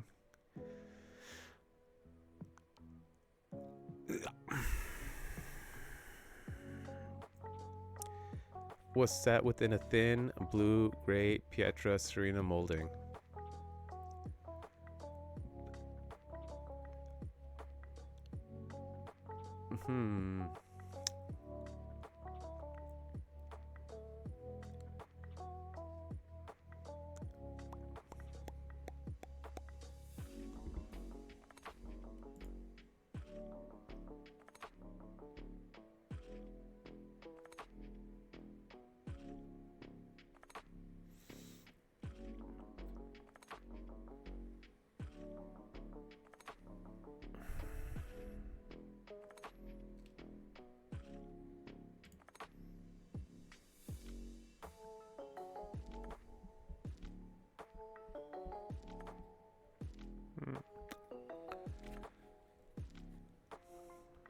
Oh, okay. The line is still emblazoned in my brain from the weekend. I spent studying for a final exam as a college freshman. I have no idea what it means. The real world is far more ambiguous. Once you leave the predictable, controllable cocoon of academic exams, the desire to find the correct answer can backfire. In a meta-analysis, the average correlation between perfectionism and performance at work was 0. When it came to mastering their tasks, perfectionists were no better than their peers. Sometimes they even did worse. The skills and inclinations that drive people to the top of their high school or college class may not serve them so well after they graduate. The people who go on to become masters in their fields often start out with imperfect transcripts in school. In a study of world-class sculptors, it turned out that they were mostly average students. 2/3 graduated high school, with B's and C's. A similar pattern emerged in a comparison of America's most influential architects, whose peers had been fallen short of transforming the field. The great architects had rarely been great students. They typically finished college with a B average. Their perfectionist colleagues had gleamed grades, but went on to build far fewer glistening buildings. In their quest for flawless results, research suggests that perfectionists tend to get 3 things wrong. 1, they obsess over details that don't matter. They're so busy finding the right solution to tiny problems that they lack discipline to find the right problems to solve. They can't see the forest for the trees. 2, they avoid unfamiliar situations and difficult tasks that might lead to failure. That leaves them refining a narrow set of existing skills rather than working to develop new ones. 3, they berate themselves for making mistakes, which makes it harder to learn from them. They fail to realize that the purpose of reviewing your mistakes isn't to shame your past self. It's to educate your future self. You gotta do it for future you. Do all things for future you. Who else will? The perfectionism spiral. So you try something new, then you make a mistake. I'll never do that again. Your comfort zone gets smaller. You try something new, you make another mistake. I'll never do that again. Your comfort zone gets smaller. Try something new, make a mistake. I'll never do that again. Your comfort zone gets smaller. Try something new, make a mistake. Do again. Comfort, something new. mistake. Comfort, something new, mistake. Comfort, something new, mistake. I'll never do that again. Your comfort zone gets smaller. Don't try anything new, and now you're stuck. That's what the problem with perfectionism is. If perfectionism were a medication, the label would alert us to common side effects. Warning, may cause stunted growth. Perfectionism traps us in a spiral of tunnel vision and error avoidance. It prevents us from seeing larger problems and limits us to mastering increasingly narrow skills. Even if you don't consider yourself a perfectionist, you're probably experiencing those tendencies on tasks that are important to you. On the projects that matter deeply to us, we've all felt the urge to keep revising and refining until it's exactly right. But traveling great distances depends on recognizing that perfectionism is a mirage and learning to tolerate the right imperfections. Concrete possibilities. According to legend, a young man once sought out a master to teach him the Japanese tea ceremony. The master teased him for asking him to clean up a garden. The young man removed the weeds and raked the leaves until the grounds were pristine. As he reviewed his flawless work, he decided something was missing. He walked over to a cherry tree and shook it so that some flower petals fell to the ground. By finding the beauty in perfectionism, he showed that he was ready to become a master. This legend traces back to the 16th century when the Japanese tea ceremony underwent a seismic shift. Immaculate dishes were replaced with chipped bowls. People drank from pottery that was worn and weathered. They called this practice wabi-sabi. Wabi-sabi is the art of honoring the beauty in imperfectionism. In imperfection. Not about creating intentional imperfections. It's about accepting that flaws are inevitable and recognizing that they don't stop something from becoming sublime. There's been a dominant theme in Tadao Ando's architect and his life. He's an imperfectionist. He's selective about what he decides to do well. If you ask Ando about his school days, he'll tell you his academic performance was inadequate. He was perfectly willing to accept imperfect scores. Despite his passion for the subject, he didn't even excel in the architect class he took in high school. Even if he had been able to afford the tuition, his grades weren't good enough to get into architecture school. He became a professional boxer. Ando's comfort with imperfection solidified further in the boxing ring.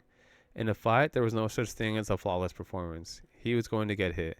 If he wanted to win, he couldn't get stuck in the weeds, hide from his weaknesses, or avoid challenges. There was no need to beat himself up. His opponents would do plenty of beating. If he wanted to protect his face and head, he had to leave his body exposed. And some punches. Yeah, that's a good picture. And some punches. In boxing, you must risk moving into danger in order to fully take advantage of your skills and eventually win the match.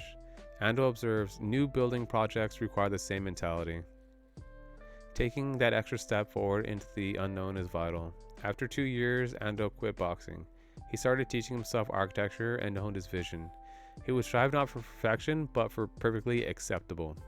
He chose to build walls out of concrete, a material his peers avoided due to its aesthetic limitations. He was drawn to concrete for its toughness and intricate roughness. Since his early projects lacked the budget to cover it up, he ended up leaving it exposed. The exposed concrete became Ando's signature look. There are visible imperfections on every wall. You can see lines from the seams and holes that are only partially filled with mortar. To make sure it didn't distract from the beauty around it, he would carefully smooth the concrete until it felt like silk or cashmere. In one contractor put it, Ando wanted the concrete vibrated till it looked like butter. The material was still imperfect to the eye, but it became acceptable once it was perfectly smooth to the touch. The iconic concrete walls are on vivid display in the Church of Light, one of Ando's most famous projects. He anchored the design on what most architects would consider an obvious flaw: gaps in the concrete that leave the back wall open to the outdoors. But they serve a stunning purpose, allowing light to beam through in the shape of a cross. W cross. Whoa. Coming between God and man. I will never leave you or forsake you. Amen.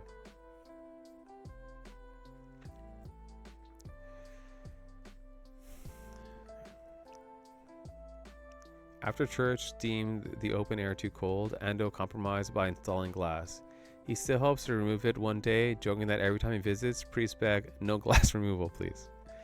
Wabi Sabi is a character skill. It gives you the discipline to shift your attention from impossible ideals to achievable standards, and then adjust those standards over time. But finding beauty in imperfection is often easier said than done. As a recovering perfectionist, I know from experience. After I spent almost an entire summer playing video games indoors, my exacerbated mom dragged me to a local swimming pool. As I looked toward the deep end, I saw a lifeguard walking down the diving board with unusual grace. He leapt into the air, folded his body into a ball, and spun in a blur. After 2 flips and a dive, he vanished into the water without a splash. I was in awe. I spent the rest of the summer learning a few basic dives and showed up at fall tryouts as a high school freshman. The team coach, Eric Best, would go on to train multiple Olympic medalists. Eric said he had good news and bad news. The bad news, diving required grace, flexibility, and explosive power. I walked like Frankenstein. I couldn't touch my toes without bending my knees, and his grandmother could out-jump me. So did he say there was good news? There was good news. Eric didn't care how bad I was. He would never cut a diver who wanted to be there. And diving was a nerd sport. It mostly attracted athletes who lacked the size, speed, or strength to stare in more mainstream sports. He predicted that if I put in the effort, by my senior year, I would become a state finalist in diving. That lit a fire under me. Although I was only doing beginner dives, I was determined to help get them exactly right. When it was time for me to move on, I would beg one more. At the end of practice, Eric had to kick me out of the pool. I didn't want to leave until I erased every defect. Dives are judged against an ideal of perfectionism.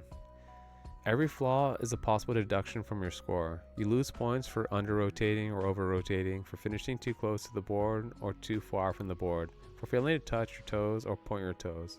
For making even a small splash, you want a perfect takeoff and a perfect pike and a perfect entry. I thought my perfectionism would be an asset, but it turned out to be a liability. I spent hours trying to eliminate tiny droplets from my entire entry into the water instead of working on a larger hurdle of improving my lackluster vertical leap into the air. And along with focusing on the wrong problems, I had a problem with balking. I would start my approach, walk down the board, and jump to the end. But just before takeoff, I'd stop. I had a long list of excuses.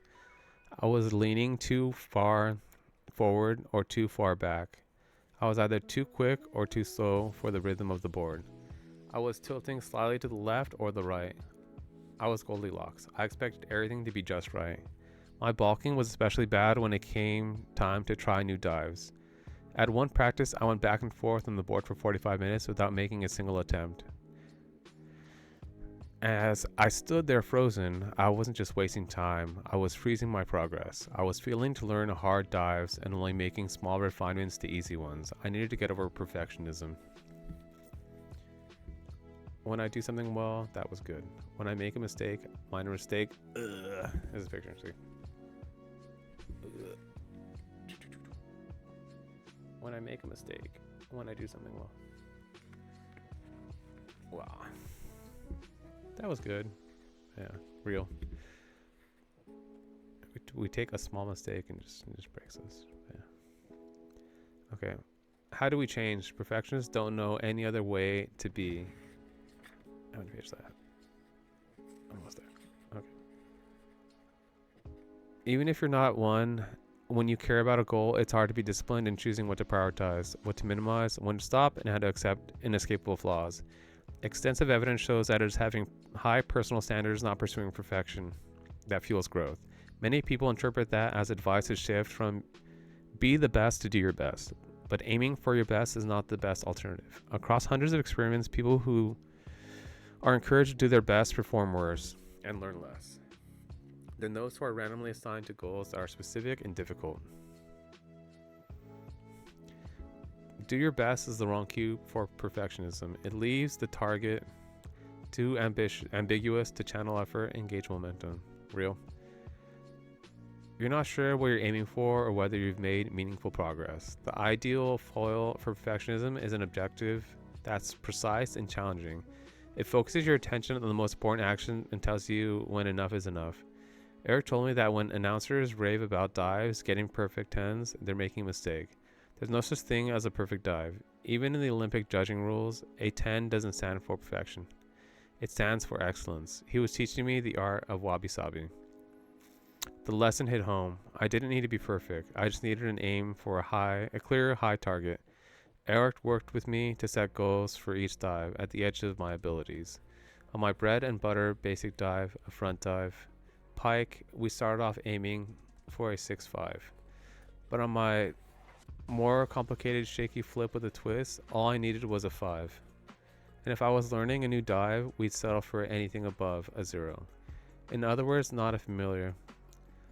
I've made the dive. Every time I came out of the water, Eric gave me a score. Then he gave me a change to make, and that reminded me if I wanted to get closer to the right, Then he gave me a change to make and reminded me that if I wanted to get closer to the right, it had to feel wrong.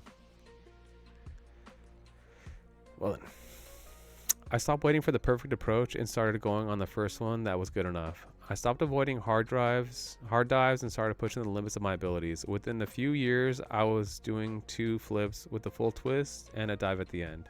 I stopped beating myself up for past failures and focused on recent progress. Mostly at our team banquet, the captains gave me the If Only award. They drew a cartoon of me saying, if only I had pointed my left pinky toe on that entry, I would have gotten an 8.5 instead of an 8. If I didn't do my best, I still feel frustrated. When divers tell him they had a bad day, Eric likes to ask 2 questions. Did you make yourself better today? Did you make someone else better today? If the answer to the other question is yes, it was a good day. His last name may be Best, but he's all about better. I learned that even when I wasn't satisfied with my diving, there was a version of me that could be. There's another technique that I found helpful for dumping perfectionism. In psychology, it's known as mental time travel. Yes, that's the thing. Expectations tend to rise with accomplishment. The better you're performing, the more you demand of yourself and the less you notice incremental gains. Appreciating progress depends on remembering how your past self would see your current achievements. If you knew 5 years ago what you'd accomplished now, how proud would you have been? A 14-year-old kid who could barely do a flip would have been amazed by the progress I've made in a few years. I started watching videos of my early diving days. It melted away my shame and marked my growth. Beating yourself up doesn't make you stronger, it leaves you bruised. Being kind to yourself isn't about ignoring your weakness, it's about giving yourself permission to learn from your disappointments. We grow by embracing our shortcomings, not by punishing them. Make it feel wrong. Perfectionists often worry that failing even once will make them a failure. But take it from 8 studies. People don't judge your competence based on one performance. It's called the overblown implications effect. If you cook one bad dish, people rarely think you're a terrible chef. If you leave a finger over the camera lens, they don't conclude you're a bad photographer. They know it's only a snapshot from a single moment in time. It turns out that when people assess your skills, they pour more weight on the peaks than on your throws. Even if you happen to see Serena Williams repeatedly double fault on her serve, you'd recognize her excellence if you witnessed just one of her aces. When Steve Jobs flopped with Apple Lisa, people still deemed him a visionary of his feats with the Mac. And we judge Shakespeare's genius by his mistakes. Think Hamlet and King Lear. Forgiving his forgettable plays, I'm looking at you, Timon of Athens and the Merry Wives of Windsor. People judge your potential from your best moments, not your worst. What if you gave yourself the same grace? In diving, my performance had a clear ceiling. I never got anywhere near making the Olympic team, but I did manage to exceed my goals. Before I finished high school, I made the All-American list and qualified twice for the Junior Olympic Nationals. My proudest moment, though, was when Eric told me I'd gone further with less talent than any diver he'd coached. I realized the success is not so much how close you come to perfection, but how much you overcome along the way. The show must go on. In sports, excellence is fairly objective. Diving has a formula for degree of difficulty and a rule book for judging execution. But in many domains, success is more subjective. One person's beautiful mess can be another's ugly duckling. That makes it challenging to decide which imperfections to accept. In the summer of 2002, over 1,000 people filled into a Chicago theater to see the debut of a dance musical. During the first act, the audience looked so miserable and confused that the creator worried they'd leave after intermission. In a scathing review, theater critic Michael Phillips called it strenuous, chaotic, crazily uneven, ill-conceived. The show was the brainchild of Twyla Tharp, best known for her choreography of ballets for Mikhail Baryshnikov, and of dances in films like Hair and Amadeus. She had dreamed up a 2-hour dance extravaganza of Billy Joel songs without any dialogue. She has raised $8.5 million to fund it, hoping to deliver a hit that would finally be profitable for the dancers themselves. A group long undervalued in the performing arts, the big Broadway premiere was just around the corner. The devastating feedback raised serious questions in Tharp's mind about whether it was fatally flawed, whether I or anybody else could make it work as a gamble. It wasn't clear whether she would reimagine the plot, introduce dialogue, develop characters, or subtract songs. Whatever adjust she made would need to be learned and rehearsed by the performers. Just a month after the disastrous debut, Tharp unveiled a revamped show for the end of their Chicago run. When critic Michael Phillips came back, he was pleasantly surprised at the distance traveled. Extensive revisions have made for a clearer, more satisfying show. That was often exhilarating, he wrote. Tharp's change may give the show a better chance at Broadway success. He hadn't choreographed a perfect performance, but the blemishes no longer overshadow the strengths. Thanks to your quick pivot, pivoting is a popular concept in Silicon Valley, where it's often said that done is better than perfect. To rapidly iterate and improve, entrepreneurs and engineers have advised to build a minimum viable product. But excellence is a higher standard for me. That means aiming for a minimum lovable product. To create a minimum lovable show, Tharp needed to pinpoint what people were hating. It was time to be a sponge, but she didn't know which critics and comments to trust. She needed to absorb and adapt to the key reactions while filtering out the rest. Her son Jesse made a grid categorizing the substantive comments by theme. Research indicates that one of the best ways to gauge the value of other people's judgments is to look for convergence between them. If one person raises a red flag, it might be idiosyncratic. If a dozen people independently have the same issue, it's more likely to be an objective problem. You have inter-rater reliability. Thorpe and her son came up with a filter to find the signal in the noise. They decided that any concern raised independently by more than 2 critics wasn't a matter of taste. It was a quality control issue. The critics turned out to be enormously helpful. Thorpe recalls quipping, "Bless their coal-black little hearts." The grid revealed that the consistent complaints were about the first act, not the second. Thorpe was trying to do too much. One audience member was so overwhelmed by the different sources of stimulation that he covered her eyes during one song and her ears in the next. It was up to Tharp to fix it, and she knew time was running out. I didn't need the perfect solution to every problem, but I did need a workable solution. A lot of them. I thought it was done. Big beefy biceps. Welcome. Best name ever. Love it. I am reading Hidden Potential. And yeah, I'm doing it on stream because if I don't do it, then I'm probably not going to end up doing it. So I need to do it on stream. And yeah, I'm on page 78 out of like 200, 230, 240. I'm a fourth of the way through. And I need to go through like, I don't know. I have like 5 more books that I need to read. But yeah, I'm going to read like 2 more pages and then I'm going to game. I'm playing Death's Gambit. It's a Metroidvania and it's going to take I think like 10 hours to beat, and I think I'm 2 hours in or 3 hours in. So yeah, that'll be fun. And that'll be in like 15 minutes. So yeah. Okay. Page 78, a minimum level product. Perfecting the show would have required Tharp to go back to the drawing board and interpress dialogue between the songs and dances. But she was an imperfectionist. She was aiming for excellence, not flawlessness. For minimum lovable, she just needed to simplify the story. clarified the characters, and managed expectations. She did that with a simple addition. Familiar to fans of musical theater, a prologue. Adding a prologue meant she had to choreograph a new opening number in a matter of days. Rather than scrambling to design a perfect arrangement from scratch, she borrowed something from her own self. Her production designer noticed striking similarity between some Billy Joel beats and a dance Tharp had created for another show decades earlier. It took Tharp just a few hours to see the recycled routine to the 24 dancers. Now they had an opening that introduced the characters and dazzled visually. The following spring, Moving Out was nominated for 10 Tony Awards, and Tharp won for Best Choreography. She had found Wabi Sabi. The audience and the critics appreciated that a beautiful dance musical could be set to an imperfect story. Identifying which imperfections to fix doesn't have to be a last-minute scramble these days. Thwyla Tharp isn't content to leave her fate in the hands of critics with coal black little hearts. After she launched a new project, she invites a small group of people to review her work in progress.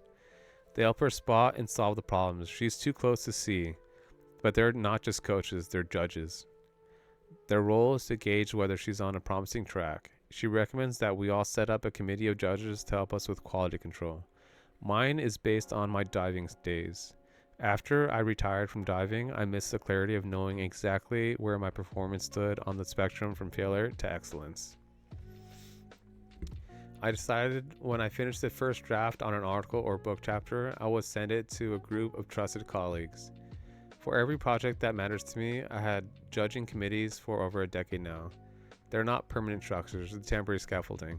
I think of them as pop-up workshops. For each project, I pulled together a different mix of 5 to 7 insiders and outsiders with complementary skills. The group bends, disbands, and morphs as relevant. My first request isn't for feedback or advice, it's for a score. I ask for judges to independently rate my work on a scale from 0 to 10. No one ever says 10, then I ask how I can get closer to 10. My target score values with my skill and the importance of the task. For a major project like this book, I set 2 targets, an inspirational goal and an acceptable result. When I get 8s across the board, I know I can be satisfied with my progress, but if only I'd pointed my left pinky toe on that sentence. Getting a precise score isn't just information, it's motivation. When multiple judges come in below 7, it nudges them to start coaching me and me to be coachable. I know I can't settle for minor tweaks, it needs to be a major overhaul. I want to close the gap. There's nothing that fires me up.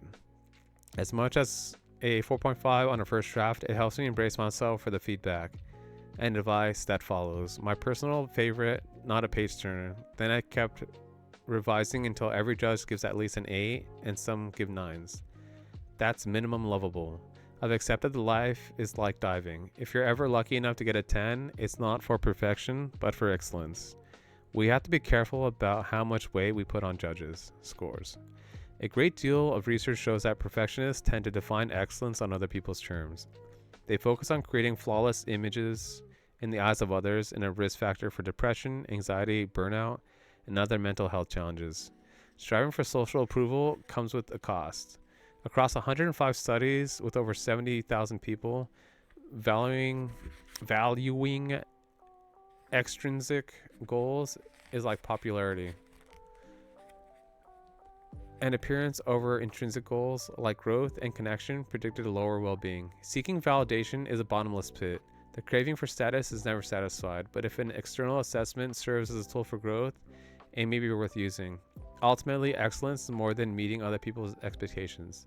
It's also about living up to your own standards. After all, it's impossible to please everyone. The question is whether you're letting down the right people. It's better to disappoint others than disappoint yourself. People we try to please, people we actually can please, and people we should focus on pleasing. There's a chart.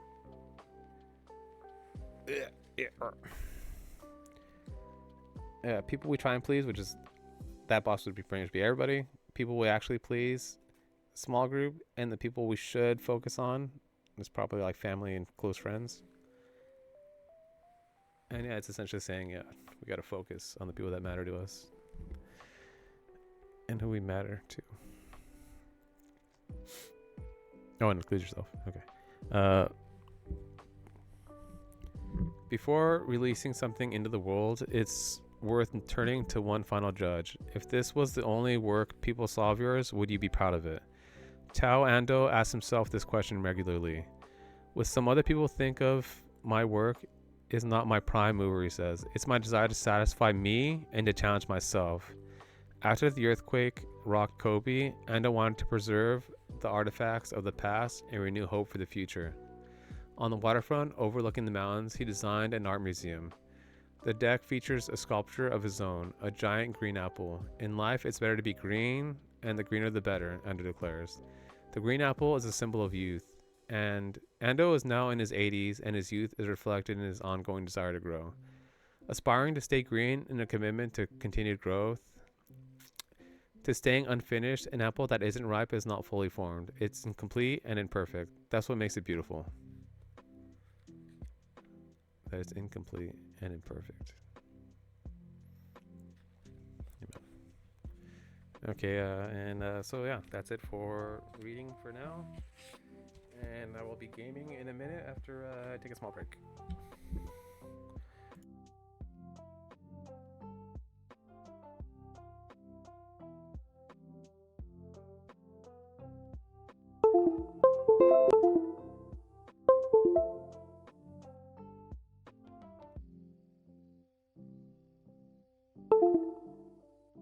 Also, I gotta mute those noises.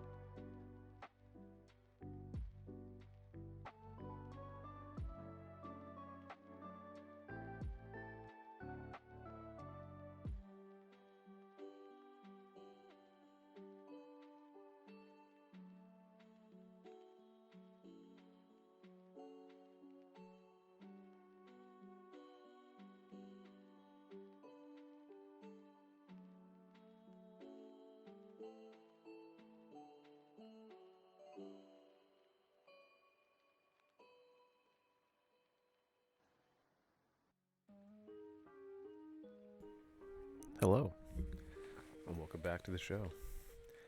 I'm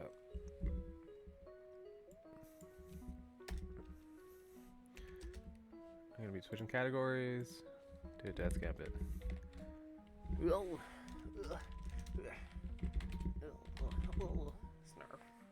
Snarf. I don't know why there's two Death Gambit categories, but I'm just gonna go with the smaller one because I like being organized.